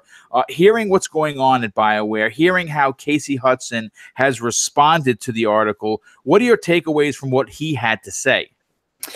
I think what he has to say is good. I think he understands what the problem is, and he is going to try to fix it. And, I don't want to play the blame game. Some people are blaming EA. Some people say it's all BioWare. I think, honestly, it takes two to tango. I think it's a little bit from both. I think what probably more than likely transpired is EA, they're the publisher. They're putting a lot of money on this. They want to get this game out. It's been in development for so long. And, they have a lot of requirements that they put onto BioWare, and they put a lot of pressure. And whoever the leadership is at BioWare, he obviously made some mistakes. He didn't spend enough time with his people, making sure that everyone was okay. Everyone's doing fine. He's just constantly pushing out, we need to get this done. We need to get this done. And, I think the whole thing is just a mess. I don't think that there is enough communication. I don't really think that they got everybody in the office room, and told them the actual direction of this game. I think that they were just making it up as it goes.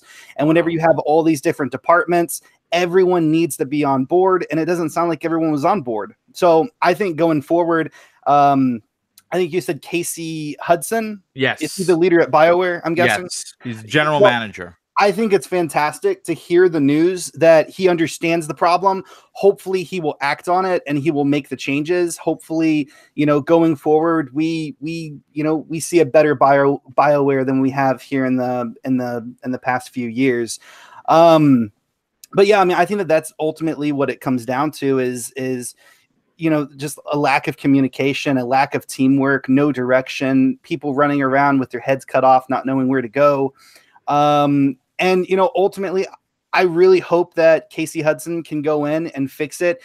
you know, it sounds like he understands what's going wrong. And if he can't, hopefully BioWare can get new, you know, leadership. And, you know, honestly, I would love to see BioWare personally split off from EA. I don't know if that's, you know, I don't know if that's financially or legally possible, but I would love to see that happen. But yeah, I mean, that's pretty much all I have to say on that. Well, I mean, EA, you bring 100% owns them. Yeah, they do. So this is actually I'm going to bring that up in the closing. Actually, the closing part of this particular topic. Elite Gaming Guru, is there something else you'd like to add to what everyone has already spoken about, or more specifically, what Casey Hudson had to say regarding this very damning article? Yeah, no, I think everyone's sort of covered the points now. It's just, I think there's been a lot of shake-ups and a lot of developers this generation. It's been interesting to see Capcom took a massive dip, and now look at them, they're flying now. The same goes to Ubisoft. Remember, was it they done Watch Dogs, didn't they? Yeah, and those were massive stinkers as well, and they took a massive hit, and then they pulled it out with a whole new refreshed Assassin's Creed, and now it's just BioWare's turn, and same as who's the ones that do Fallout? They took a massive hit. Bethesda. Yes. Yeah, they took a massive. I think it's just a dip, and hopefully, like Capcom and Ubisoft, they will learn from this, and we'll get something amazing next generation. Yeah, no, it's a great point. But okay, so to close this out, because like I said, I knew that the first two topics were going to be long because there's a lot to discuss. You don't want to just power through these and not give up good points, which everyone has done. After reading the two articles, and there were two. First of all, Kotaku did the original one, Jason Schreier, and it was followed up by Polygon, who did a follow up. Mentioning a lot of what Jason Schreier's article was. It was more like an account. My question to the panel, and I'll start with Slow-Mo Backslap. In light of what has been publicly brought to the gaming world's attention, is there a chance, because EA has known to do this, is BioWare as a company in trouble of possibly being closed the same way we've seen EA close other studios? I've seen some YouTubers say that they've heard from some of their sources, and who knows who they are, right? That BioWare is in trouble. That something might be happening with BioWare. I think it's a bit interesting that I don't really take too much credence into that, because these are the same people that they get stuff wrong and they pretend like nothing ever happened. Right. Yes, good point. But then there was the report that came out earlier this week that said that EA didn't want BioWare to announce Dragon Age 4 at the VGAs, and they did it anyway. Yes. And maybe Casey Hudson thought that was some kind of insurance, and kind of protect them from potentially being shut down. Wow. If that's the case, he must not know EA very well, because announcing a game and having a game in development has never stopped EA from shutting down the studio and canceling that game. So we've seen that with Visceral. We've seen that with the Star Wars game 1313. Was it? Yeah, it was called. Yeah. We've seen it with all the Amy Hennick's game, EA Motive's game. I can go on. They'll cancel your game and cancel your studio with one fell swoop if that's the case. But I do think the fact that Anthem has sold well so far, and that now that the development has transitioned to the Austin team, which already has a lot of experience in these kind of online only games with Star Wars: The Old Republic, will improve things. I think. And especially with looking at what Casey Hudson said in his internal memo to his own team about having a post-production period, a mandated post-production period for their game, so that like they're not going into this kind of situation. Like, you can play the full game and the whole game is completed, and then they'll use that post-production period to make sure that all the bugs and glitches have been ironed out. This is what we see in games like that are made by like Naughty Dog and Rockstar. Yeah, with the game, or CD Projekt Red. CD Projekt Red's already said that Cyberpunk can be played from beginning to end, but the game's still not out yet. That's what you want from game development. You want a short pre-production period, figure out what you're making, figure out how to do it, get started, get it done. Like the indecision, the stuff where you got guys sitting in rooms and they're arguing, and then the meeting's over and nothing has been decided or fixed or anything. Like that stuff's got to go. And I think Casey Hudson is on the right road to getting that done. I think if EA feels that Casey can right the ship, this is the one developer they have that isn't DICE, that really diversifies their portfolio, and the kind of games they make are very different than what they get from anywhere else. And I think that's something that they value and want to keep around. But I think they're going to stay. I think it might be, they may have discussed it potentially, because this is EA. Right. But I don't think they're gonna. I don't think BioWare is going anywhere right now. Okay, well, that's a good point. So Shady, I want to get your opinion on this. Obviously, there's been a lot been brought out to the light, and you said it in your piece that this is going to put other companies on notice, and I think it is. But with all of that said, EA has, of course, been known to close companies. Are you concerned for BioWare as a developer? Not as an entirety for a developer. I can see them being downsized. Personally, I don't see if there really is a necessity for like 3 BioWare teams. There was the Montreal team, which was broken apart after Mass Effect, and a lot of it was absorbed into the other 2, the other main one being Austin, and then the big original hub is in Edmonton, which is a few hours from where I live, actually. And I don't think BioWare, the brand, we'll call it, is going anywhere. I really don't. EA, they don't have a ton of studios with huge pedigree. DICE is big when it comes to what they do, when it comes to Battlefield. They're critically acclaimed. I think BioWare, by and large, is still a popular company. I'll say it's a popular company. It used to be beloved. It used to be the darling, almost. Other than a mishap for some people out there, very vocal people, about the ending to Mass Effect 3. I personally had no problem with it. They were just knocking out the park all the time. People loved them. And when you look back to, let's use Mass Effect as an example, it wasn't the deepest RPG. It wasn't the best RPG. It wasn't the best action game. It didn't play the best. None of it. It had a really compelling story. It was really detailed. There was tons of lore if you went in there. It was just a good game on a total, but broken apart. It was nothing spectacular. I've always felt that BioWare was always kind of propped up a little bit too high, and I think they just got reality checked, like big time. And like you don't know what you have until it's been taken away from you. And they used to have that beloved, darling type of mentality in the community. It's not there anymore, man. Mass Effect burned a lot of guys. Anthem has burned a lot of people as well. And now that we hear what's going down in the internal studios, it's kind of hard to champion a company like that, really. It kind of sucks. So I think that because they've been reality checked so hard, that there's more of a chance for them to change, because it's obvious that what they've been doing is broken and can't continue. But I don't think EA is going to drop the brand anytime soon. BioWare is a big name still.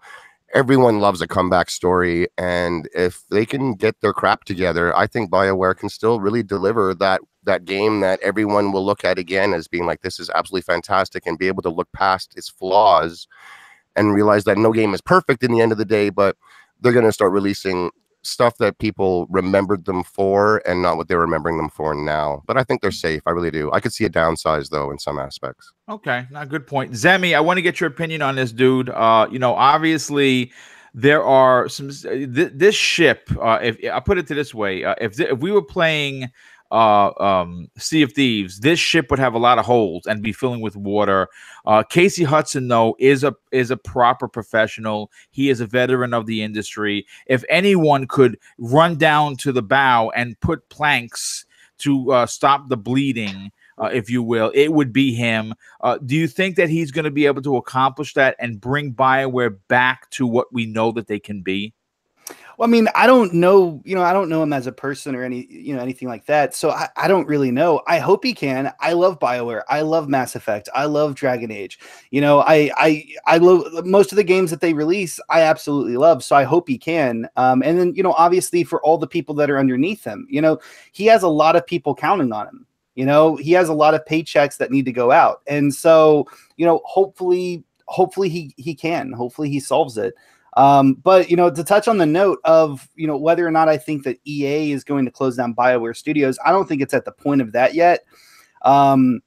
Because I think if they did consolidate the company more and close down another studio, people are definitely going to lose their jobs then. I don't think that they have enough room at these other studios around the country that they could shove people in. And so I don't think that they are necessarily at the point of shutting down any more of the BioWare studios. But I definitely think that it might be advantageous for them to maybe move some people around that might not be happy specifically where they're at. But I think in the long run, if he can't fix the problem, then we are going to see the consolidation of BioWare. Okay, no, that's a really great point, dude. That's very well said. You're right. Maybe someone isn't happy in a particular location because of a particular person, and maybe they can offer transfers and kind of try and help that along with bringing people so they're not dealing with these anxiety related issues, because anxiety is a real thing, folks.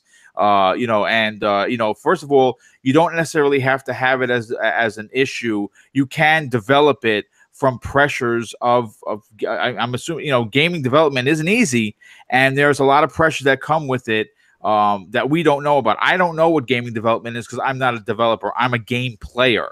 I don't know what really goes on behind the scenes except for what you would consider common sense. So let's hope that they do that. Elite Gaming Guru, I want to get your final point on this. EA, again, they have closed studios for less. I don't think they're going to do it because they're in the public eye right now, and it would really look bad on the company. But I think they have faith in Casey Hudson to right the ship. Based on what he's saying, do you believe he is going to step in and fix what is wrong with BioWare today? Okay. Personally, for selfish reasons, I would like, just like Activision and Bungie split, I would like to see EA and BioWare split, and then maybe Microsoft once again, because I think Mass Effect 1 was under Microsoft's wing. I'd like to see him return to Microsoft with the initiative on board and have a Mass Effect 4. I mean, that'd be sweet, man. But you gotta squash those dreams, dude. Bungie was actually, it was just a publishing deal with Activision. They weren't owned at all by Activision. Whereas, EA actually owned BioWare. They owned them. They owned BioWare completely. So, the only way that can happen is if Microsoft, if Xbox Game Studios made EA an incredible offer, and I think probably the amount of money that EA will be looking at to actually make that kind of move may be a little bit more than what Xbox wants to spend. It would a purchase of that beautiful size, dream, and it's a great dream. As a matter of fact, a purchase of that size, in my opinion, would be something on the extreme level of when they bought Mojang. We're talking billions. It would be Microsoft saying, "Okay, we have just purchased BioWare from EA for $1.8 billion, and now BioWare is now a first party." Could it happen? First of all, what you're saying, Elite Guru, has given me goosebumps in excitement, because that is what you would consider a hoop dream, and I love what I want to come and hang out in your dream, because that would be the best case scenario. I said this on numerous Xbox Factor podcasts. One of the biggest mistakes Microsoft did not do was buy BioWare before EA did. That was what. Could you just imagine if all of those games were exclusive to Xbox? It would be crazy. So what you're saying is, again, it can't. Is it going to happen? Well, listen, it's highly unlikely. It's a pipe dream. It's a pipe dream. But I love it. But that's where EA have got to sort of sit back now after all the stress and the problems. Yes, good point. Back at EA, they're getting a lot of hate from this because people are judging EA on this. And will they cut ties? Will they say, it's just not worth the damage? Yeah, no, it's what you're saying is a great point. We're going to move on to topic 3, and again, folks, I hope everyone in the chat is enjoying the conversation that we're having. It is about gaming, but it is also about real life. And normally I have 6, 7, 8, sometimes 9 topics that we kind of plow through. I specifically sent these. I worked on these the entire weekend because I want to put out a show that gives you information, not just gives you opinions. So again, we're moving on to the third topic. And I hope everybody is enjoying the show. Because I do want to put out the best product possible. Sekiro Shadows Die Twice has been the talk of the town, and for good reason. Not only is it going to be a Game of the Year contender with the very vocal Souls crowd, but with the gaming media also, most of the gaming media singing its praises. And with all the positive coverage, there's also been a cry for help from the casual gamers. And of course, I'm looking at you, gaming media of the industry, because of the game's insane difficulty. Now, I bought the game and hope that it plays like Sony's exclusive Neo. From what I understand, it does. I did an unboxing of the collector's edition on my channel. Shameless plug if you're interested. It's probably the best unboxing I've done so far. I love it. I have not yet gotten into the game because obviously the Division 2 and now Borderlands 1 has ruined my life in a good way. But I will get to it. And you know what? I played through Neo. I put 90 hours into Neo. And I intend to... I didn't beat Neo. The last boss was just ridiculous. But I will attempt to plow through Sekiro and do what I did. I learned the moves. And I'll die 100 times on a boss. And I'll get mad. But I'll eventually beat them and be excited. But with that said, here's the thing. You know, there has been a lot of talk within the gaming community, as well as the very vocal media regarding this game's difficulty. And the question that I have is, should there be a casual mode added by From Software for this game to address the complaints of some people within the community? Now, look, I'm going to say this. There is definitely an elitist mentality when you talk about the Souls games. There is. I'm sorry, okay? There is. People that play these games are the hardest of hardcore. Shady and I were talking about this prior to going live, and it's just, their shtick, if you will, has always been these brain-bashing, difficult games, but people come back to them because they love the challenge. Normally these games, they sell between 2 and 3 million copies, because it's a niche title. A lot of people don't buy them because of the punishing difficulty. And the purists of the Souls crowd think it's a terrible idea. And that it would compromise Sekiro's integrity. Some have even said, if the game is too tough for you, just move on and forget it exists, or get better, kid, and to kick him in the pants. I have to say this. I disagree with kicking someone in the pants and saying that if you can't play the game and you suck, well, tough titty. I don't agree with that. I'm in the camp where I think that, as a business person, if you're looking at this from a business perspective, and I'm an investor, I'd rather them sell 6 million copies than 3. And that other 3 million copies could be from the normal gaming players, not the casuals. You'll get a couple of casuals in there, but even the normal players, the guys that play their games on normal or just above normal, not like brain bashing difficulty hard, but the middle of the road of that, have a hard time with this game. Slow-mo, I want to get your opinion on this. This is, of course, the hardcore of hardcore genre when you talk about Bloodborne and Souls and now Sekiro. What is your opinion regarding them? Before I get to the question, I don't think a company should be forced to do anything. I think a company should make the game that they want to make. And if you don't want to play it, then you just don't play. But if they're going to stand on this rock and say, so we're not doing it, then that's just the way it's going to be. But in your opinion, would a normal mode or adjustable AI or adaptable AI be something you can see being added to the game, or do you think it would be a disaster for the franchise? I think, and this is coming from someone, I don't play Souls games. I have never played a From Software game. They have just generally not really interested me. interested me on a visual level as well as gameplay. But I know plenty of people who do play those games and love those games. And when this whole controversy kind of popped up, I started like let me not speak out of a place of ignorance. Let me like talk to some people who actually play these games and see why they feel the way they feel. And so in doing so, I've started to kind of see that like it's not just like a toggle of normal to hard. Like there's a lot of like of what goes into the game, how the game is designed, that is based in its difficulty. So in order to really change that, you're gonna have to virtually change a lot of portions of these games. I don't think that that's something From Software is interested in. I think if someone to design their game and every time they come out with a new game, it's designed to be harder, punishing. Punishing. I think that's something that they know their fan base is looking for, and it's something that they're interested in doing. I don't think I would never want a developer to make something that they feel like they don't want to make, and so if they don't want to make it, then I don't think they should do so. I don't want to be seen insensitive to those who may be interested in their games but kind of find them too difficult. Maybe you may want to try another game that has similar gameplay but isn't as difficult, because this doesn't seem to really be the game for you.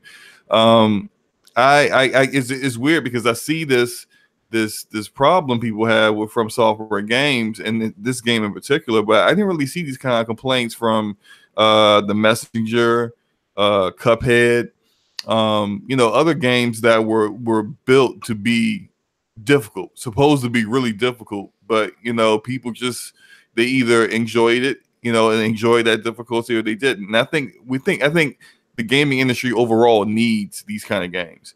I don't think that every game should have your normal difficulty toggles, that every game should be 100% accessible to everyone as far as like whatever your skill level is. I think I think this industry and this community should have a place for these kind of games for the extreme hardcore. Yeah, absolutely. And I know that's not for me, but I have no problem with those games existing and just recognizing it's not my kind of game. It's not my kind of jam. I'm not going to be worried about it, but I also don't want to ruin anyone else's experience. Yeah, that's a great point. Really well done. Shady, you had a lot to say.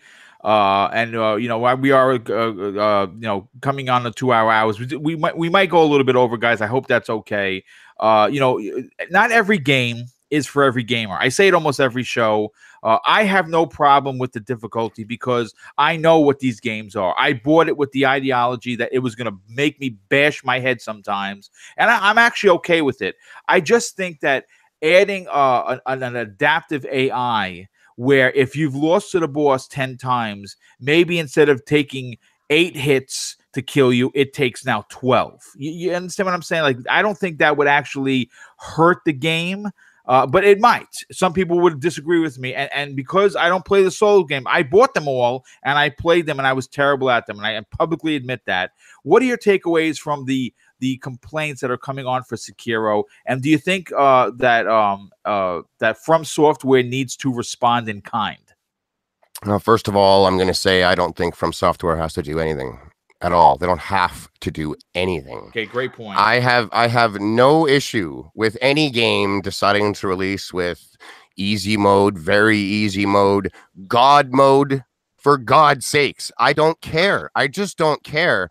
But if they want to release a game or a franchise of games that are built on a difficult barrier to entry, difficult to make it to the end and get the credits to roll, difficult to make it past boss, like the games are difficult. That's what they are all known for.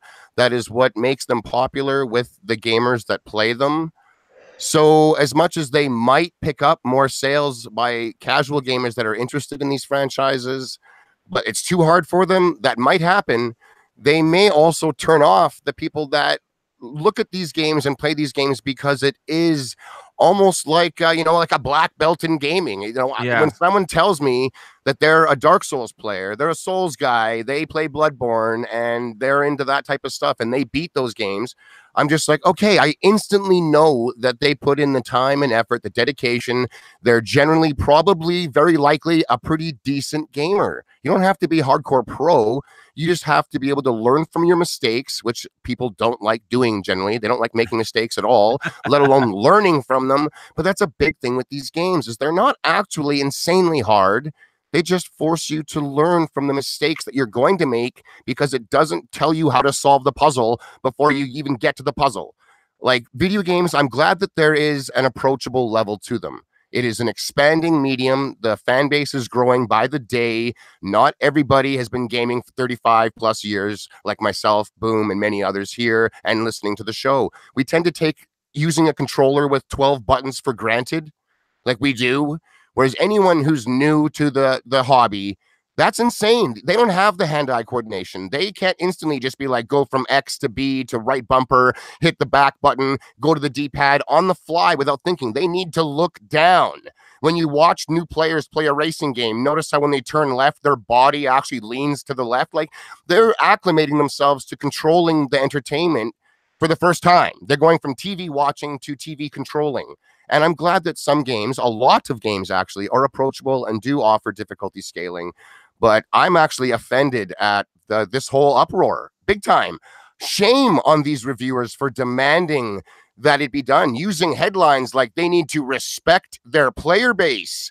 Guess what? Oh, I think they respect their player base already. That's right. Their player base is hardcore. Right. That's the point. They're respecting them big time by making it so I don't have to be like, hey, did you beat Dark Souls? And you go, yeah.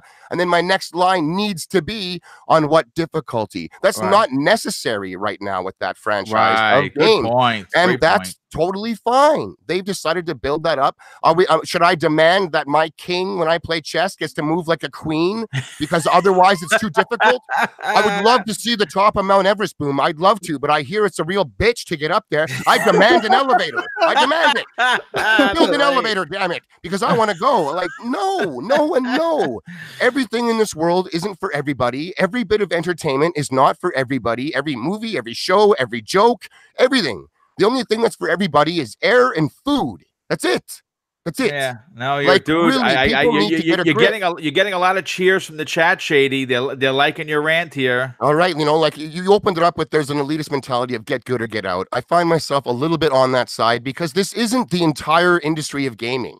Right. This is it's specific one niche game title from this company. That's right. Yes. Let them have their niche. Let them have it. If you really want it that bad, honestly, get good. I'm sorry, but on the flip side, the flip side of that elitist coin is the other side, which is the entitlement coin. On the every single thing needs to be the way I want it. To hell with the vision of the creators, and I think that's sickening. The entitlement is out of control in today's culture in regards to everything. And video games are no exception, man. It's nuts. It's nuts. People think they are deserved and owed every single thing today without putting in the work, the effort. I mean, I've played games my whole life, and one of the big reasons I've loved it is because not everybody can play them as good as me, and that makes me feel good. It does. When my buddies watch me do something like, my God, that's incredible, I wish I could do that. I'm sorry, that feels great. It does. Just like, I'm sure it does when someone who's put in years and years and years and years of time into playing golf and they become Tiger Woods, and everyone else just sees the end product and they think that he was born swinging golf clubs like that. It's not. I'm only good at the games I play because I put in the time and the effort, the years, man. It's not a pick up and play genre for everybody. It's not. It is an interactive media that requires hand-eye dexterity and coordination. It's not a movie that you can just sit on your butt and watch and listen. It isn't. Like, it is up to you to get good no matter what game you're playing. Otherwise, we're going to end up turning on these games, hitting the play button, and watching an AI play it for us. Basically. That's right. Like, that would be neat. I'm not against that option either. It'd be kind of cool to see a super powered AI power through these games and pull off, endless combo strings and show you what it could be if you make it like that. Like, that would be neat. It would almost be like watching a full gameplay trailer, but the whole game. I'm cool with that, but I don't want every game to have to do that, man. So I'm boo on the people demanding it because it's not too hard for them. I saw the same thing with Cuphead, actually. People were demanding that this side-scrolling platformer that's so cute, so alluring for new gamers because of its cuteness, that it needs to be easy. No, it doesn't. It really doesn't. I'm sorry, it doesn't. That's what makes beating a lot of these games feel damn good. It was that it was hard to do, and when you do it, the people around you, they recognize. You're like, man, that's crazy. I've heard that's hard as hell. So I hope they don't even add it. I really do. I hope they don't. Find something else that's more up your alley on both the difficulty level and something else. From what I've heard from software, it doesn't make the most insane story-driven games anyway. They have some deep lore if you look for it, but it's not like, you know, it's called the God of War. It's not something like that. No, yeah, it's more on gameplay. It's more on beating the boss. It's about the difficulty curve That's that they right. throw in front of you. So if you kind of take that away, that's a shame. Like, already, I'm a huge Halo guy, as we spoke yesterday, like a massive Halo fan. I love how everyone can enjoy it at the different difficulty levels. But you know what really upsets me, Boom, is when someone says, I don't like Halo. I found it boring. While I was playing it, I was just bored. And then when I asked them, well, what difficulty did you play it on? And they're like, easy or normal. And I'm like, yeah, it's boring as hell. The AI stands there, waits to get shot. It doesn't do anything. As soon as you put the AI onto heroic or legendary, they don't now you got to fight on your hands. Yeah, they don't become bullet sponges. Instead, the AI actually just pushes the action. They're now in control of what you're up to and where you can take cover. They'll flush you out. That's what's good about the Division as well. I wanted to bring up is the AI controls the scenario as opposed to you walking in calling all the shots. They will flush you out of cover. They will come at you from all sides. They will have suicide guys at you. In Halo, if you take down the elite, all of a sudden the smaller guys act different and run for cover, and they're not as coordinated. I like that kind of stuff. And I mean, that's just that's that. So don't add an easy mode. Don't be pressured into it. Let them be what they are. And just, that's that, man. Go find something that you can enjoy, because it is what it is. Don't try and bend creators to your will. At the end of the day, I think that makes crappy products, man. It ends up watered down. If it's made for everybody, it's not special in any way. It's just so generic. Water is for everybody. It's pretty generic, you know? Yeah, great, really good rant, dude. That was great. Real quick, Zemi, I want to get your opinion on this, but before I do, Moonwalker 925 with the incredible $25 super chat. He says, if GameStop closes or is sold before next gen, what will become of our Xbox X trade-in values? Amazon is our only safe trade-in choice at that point. Yeah, I mean, Best Buy still does it. There are a few. Like I said, the GameStop closing thing could be an hour in itself. I am going to wind up coming back to that next week, because that is an interesting topic that I'd like to get the community's point of view. But Zemi, in regards to Souls, you had made mention that you had an opportunity to get Sekiro, and you turned it down. Why? Because it's not your type of game. Do you feel like the game From Software should cave into the pressure, or just stay to their guns and say, this is the game we made and we're not changing it?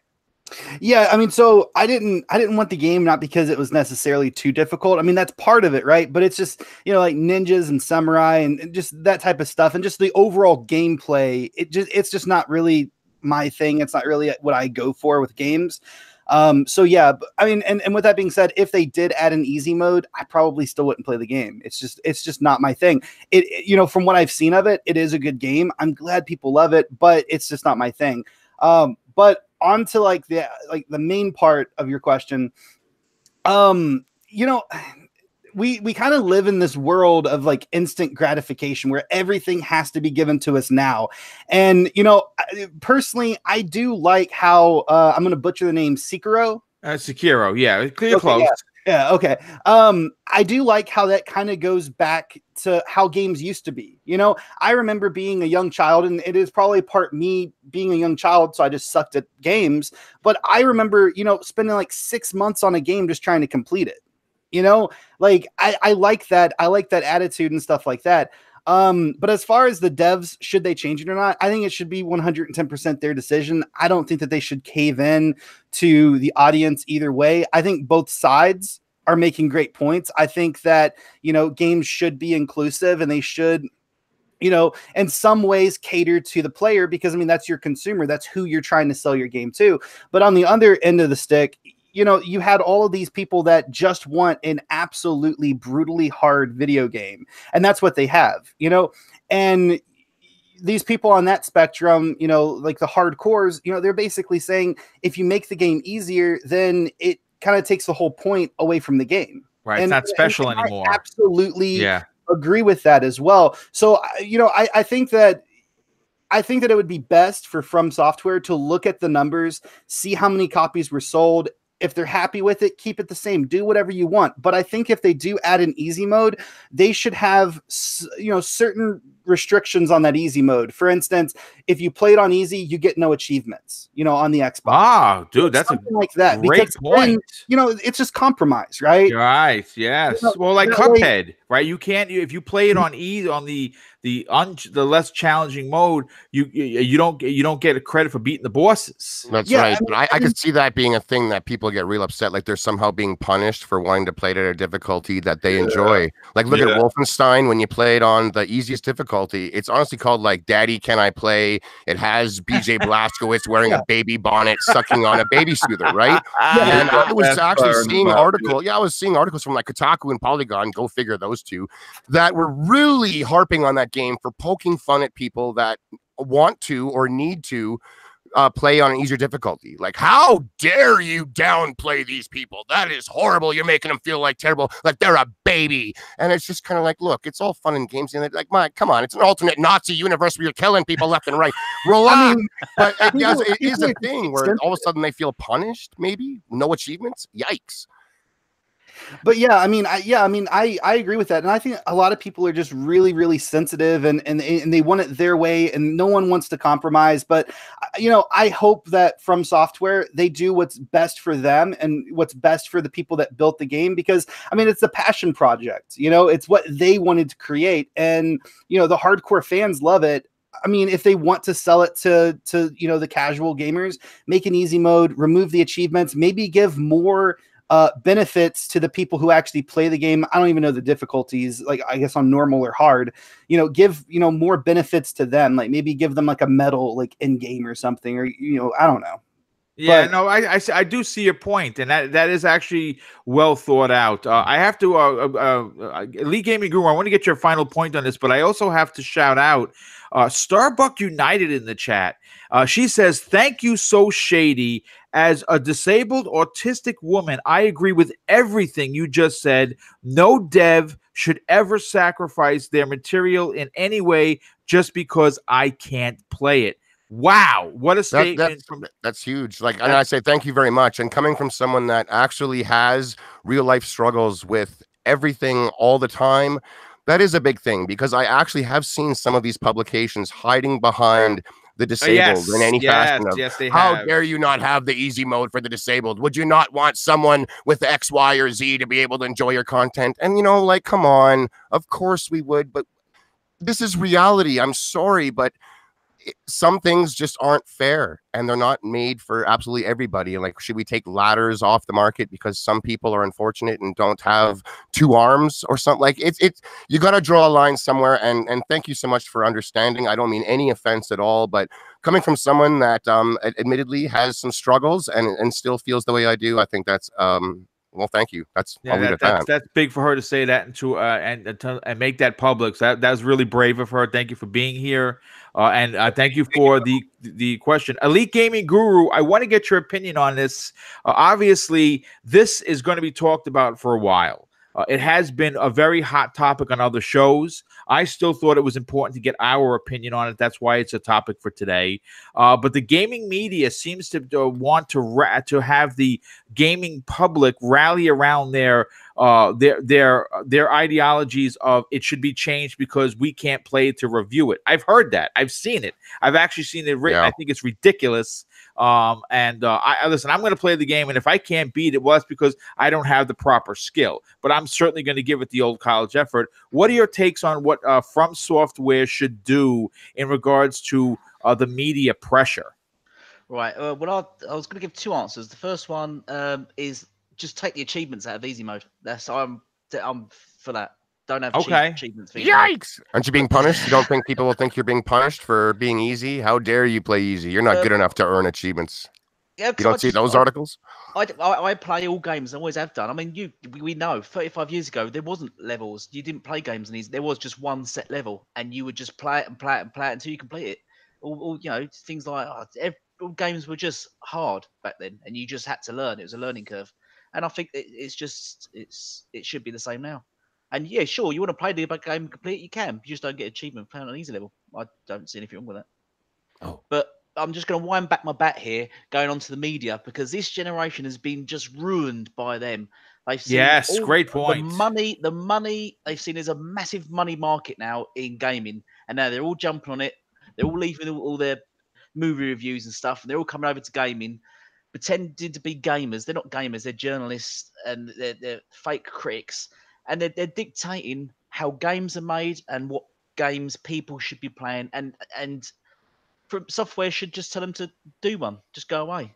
It's got nothing to do with them, basically. And make the game how they want to make the game. Because I'm fed up with this media continuously saying, oh, this game should be this or this should be like that. You're not gamers. If you find the game too hard to review, you're not a gamer. They're also not developers. And sometimes either. they're very pompous about their opinion about how a game should be or shouldn't be. So I agree with you on that. That was generation. Games they don't like, they score down. Games they do like, they score up. It's just terrible. It's just an awful generation, this generation. And I hope it changes next one. I would have loved to read a Sekiro review that went something like this, where it was like, you know what? I like the mechanics. I love the samurai setting. The graphics were good. The game played smooth. I wanted to really get into it and get further, but the difficulty curve was just too much for my skill level. But for those that are willing to take on the challenge and learn from their mistakes, I think there's an awesome game to be had here. Just admit that you can't do it. Instead, it's not. It's like, cry foul and make sure it's the game's honest review. That's right. Where are those? Instead, what they do if they can't complete the game, they will look for faults. Oh, I played it and it was glitchy and it was this. They will just look for faults and make up faults. We've seen them make faults up, and they will make the faults up. If they don't like the game or they're no good at it, they will just make something up. And it's just awful. Yeah. I don't even think that it's like you can't complete the game. I just think people just don't really have the patience to go through it. And they just don't want to. They want to plow through it. That's really they want to plow through it. It's how they want to experience the game versus, I just can't do this. Because like I've heard from so many people like, I spent 4 hours on the final boss of Sekiro. I'm like, yeah, man. 4 hours. Like people like, I fought that one guy 20 times before I finally beat him. And they're like, these are Dark Souls veterans. They play Demon Souls. They play Dark Souls. Yeah. They're the hardest of hardcore. Yeah, the hardest of hardcore. And they're saying that, it took them 3 hours to beat a particular boss. And they're like, hey, but they're not complaining. They're saying this is what I wanted. I wanted that level of difficulty. I wanted to be able to sit there after I lost for the 15th time and say, okay, what am I doing wrong here?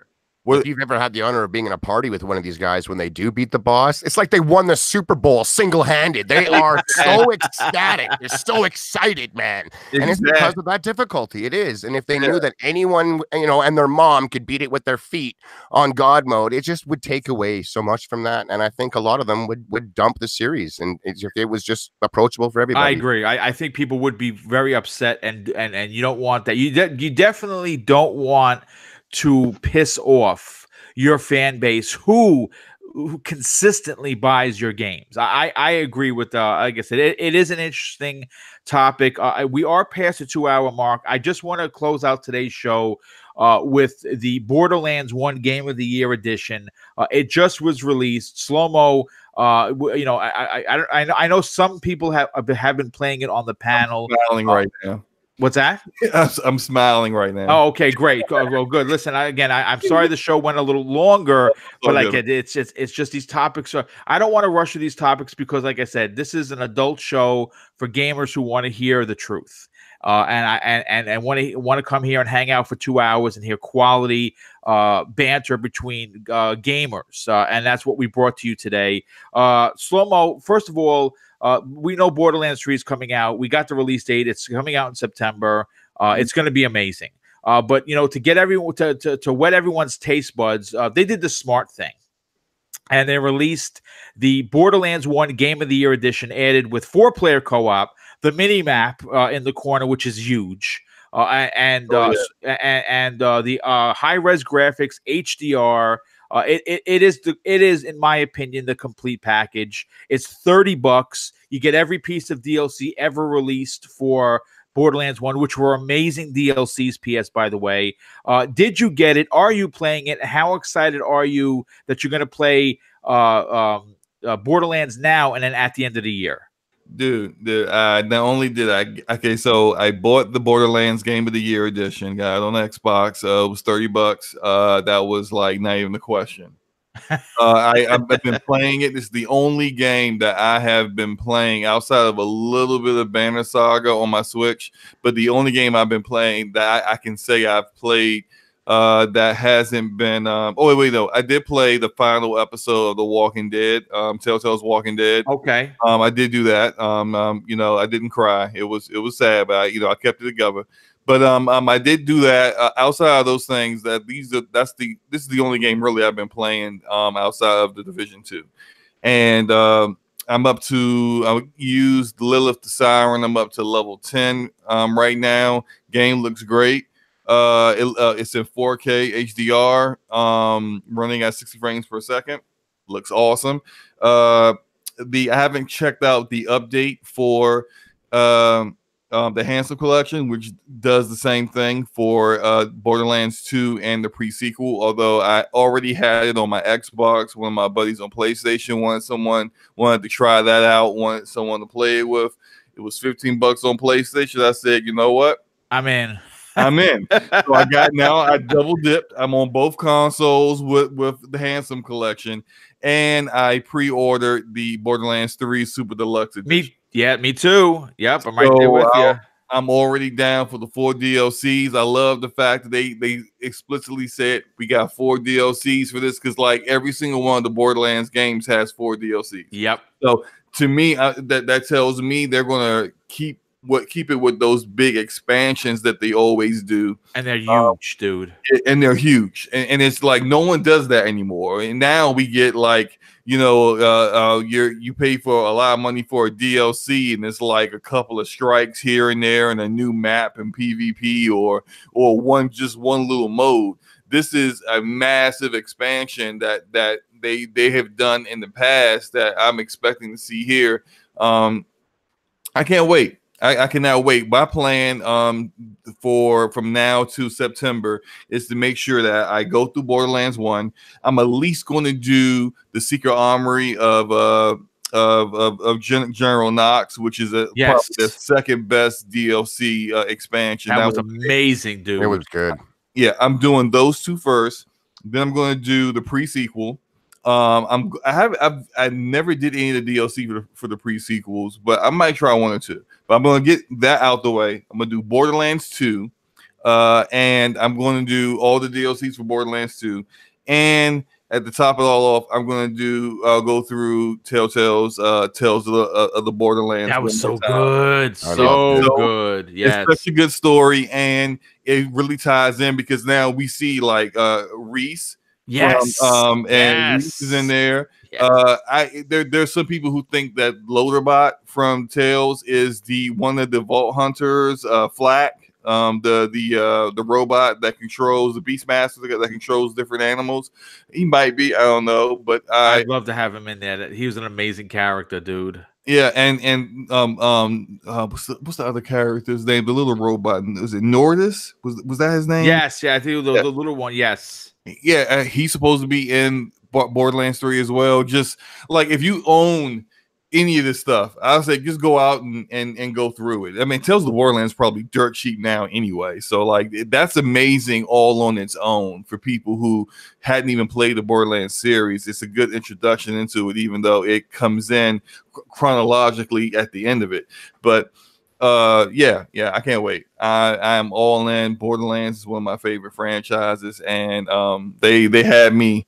They had you at hello. They had me at hello. I love it. That's great. That terrible press conference, probably the worst press conference ever.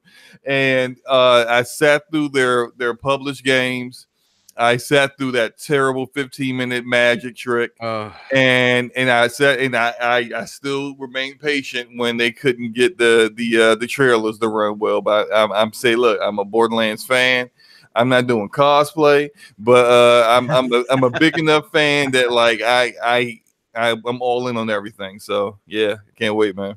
Oh, that's great. So Shady, I know you've been playing it with a couple of your friends. What are your takeaways on what they've done to Borderlands 1 Game of the Year edition? Is it worth the $30? And do you highly suggest others jump on board before Borderlands 3 comes out? I think it's a great deal. It's $30 even up here in Canada, which is nice to see that we weren't gouged the extra 10 just because our dollar sucks. So yeah, 30 Canadian. You get all the DLC, which is a lot of content. It's not like everyone else mentioned, just a little thing here and there. These DLCs are fleshed out. They're good. The game is big. It was the looter shooter that started them all. It plays good. It looks really crisp.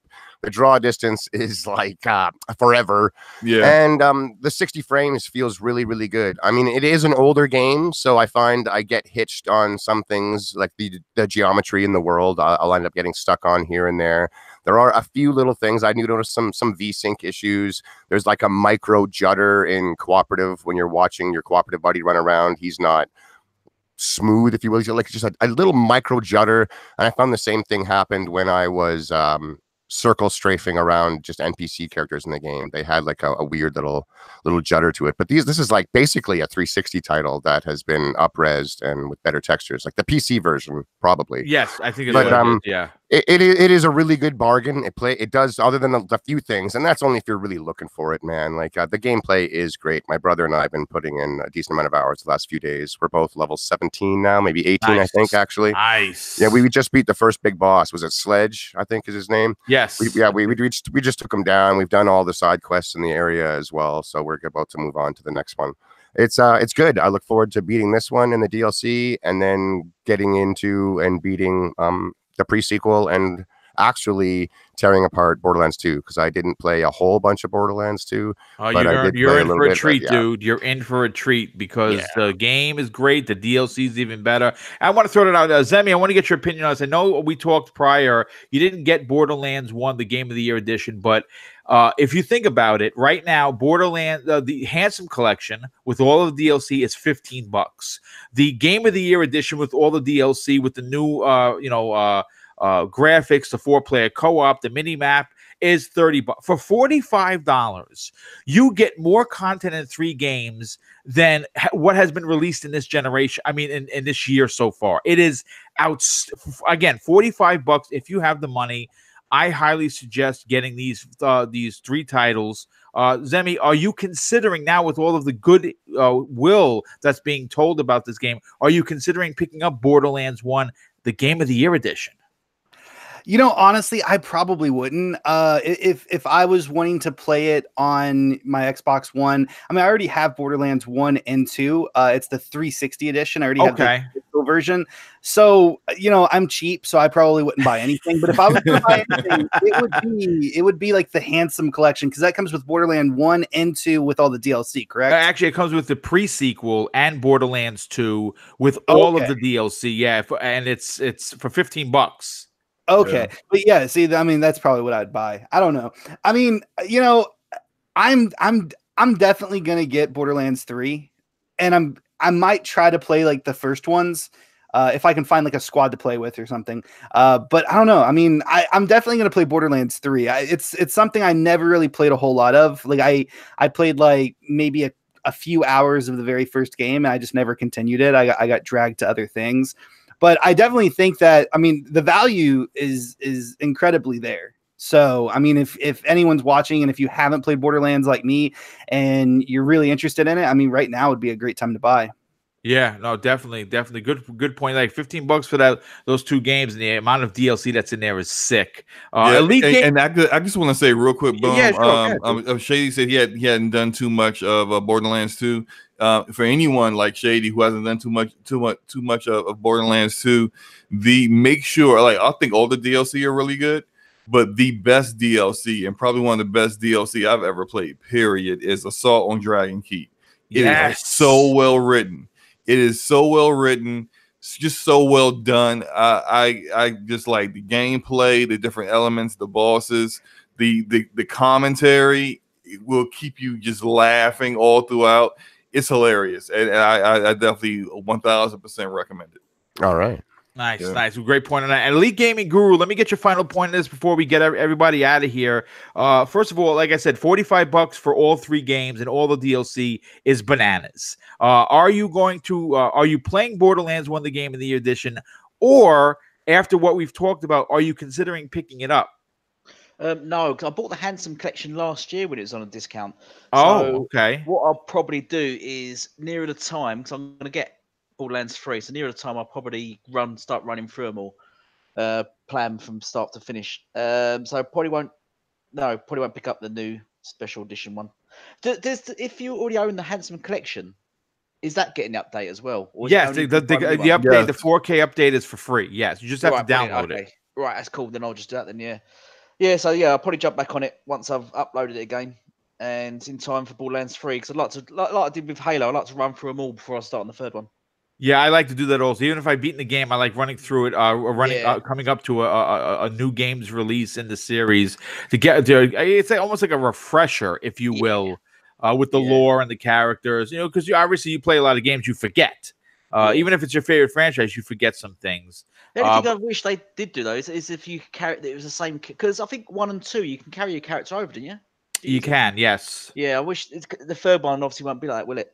It'd be nice to have carried your character across. I know that there's some returning characters. I don't know what they're going to do in regards to that. They could. It's possible. Yeah, but I do like the games, and I do like the characters and their skills and abilities and stuff. It's a very fun, interesting game. I do like it a lot. Yeah, well, I mean, listen. Again, it's a fantastic franchise. Glad to see that we're finally we have a locked-in date. We have a locked-in fact that Borderlands 3 does exist. This has been one hell of a show. 4 topics. We hit them all big hot button stuff, all great opinions from everybody on this panel. I want to thank you guys for spending 2.5 hours on today's show. That's a lot to ask from anybody. So guys, thank you so much for that. I want to just thank the chat for being as awesome as you guys are known for. Guys and gals are known for keeping it real, being nice with one another. Just talking games and having fun is great. I want to thank everyone's absolute incredible generosity for the super chats. You guys are just amazing and completely blow me away each and every show that I put on. So thank you for that. So let's get everybody out of here and let's start with our guests. First, Slow-Mo, you are on an incredible show. Actually, you're on 2 shows that are actually pretty damn good. You're on the Scumcast with Luca. She runs a very, very unique show. Lots of big words that start with the letter F come off in that show. I love Luca very much. She's a good friend of mine. I think she runs a great show. And, of course, you're on with Enrique as the co-host of the Basement Radio Arcade podcast, which I think more people need to sub to. It's fantastic. You do a magnificent job. Please tell everyone where they could find you on Twitter, but more importantly, listen to you on your shows.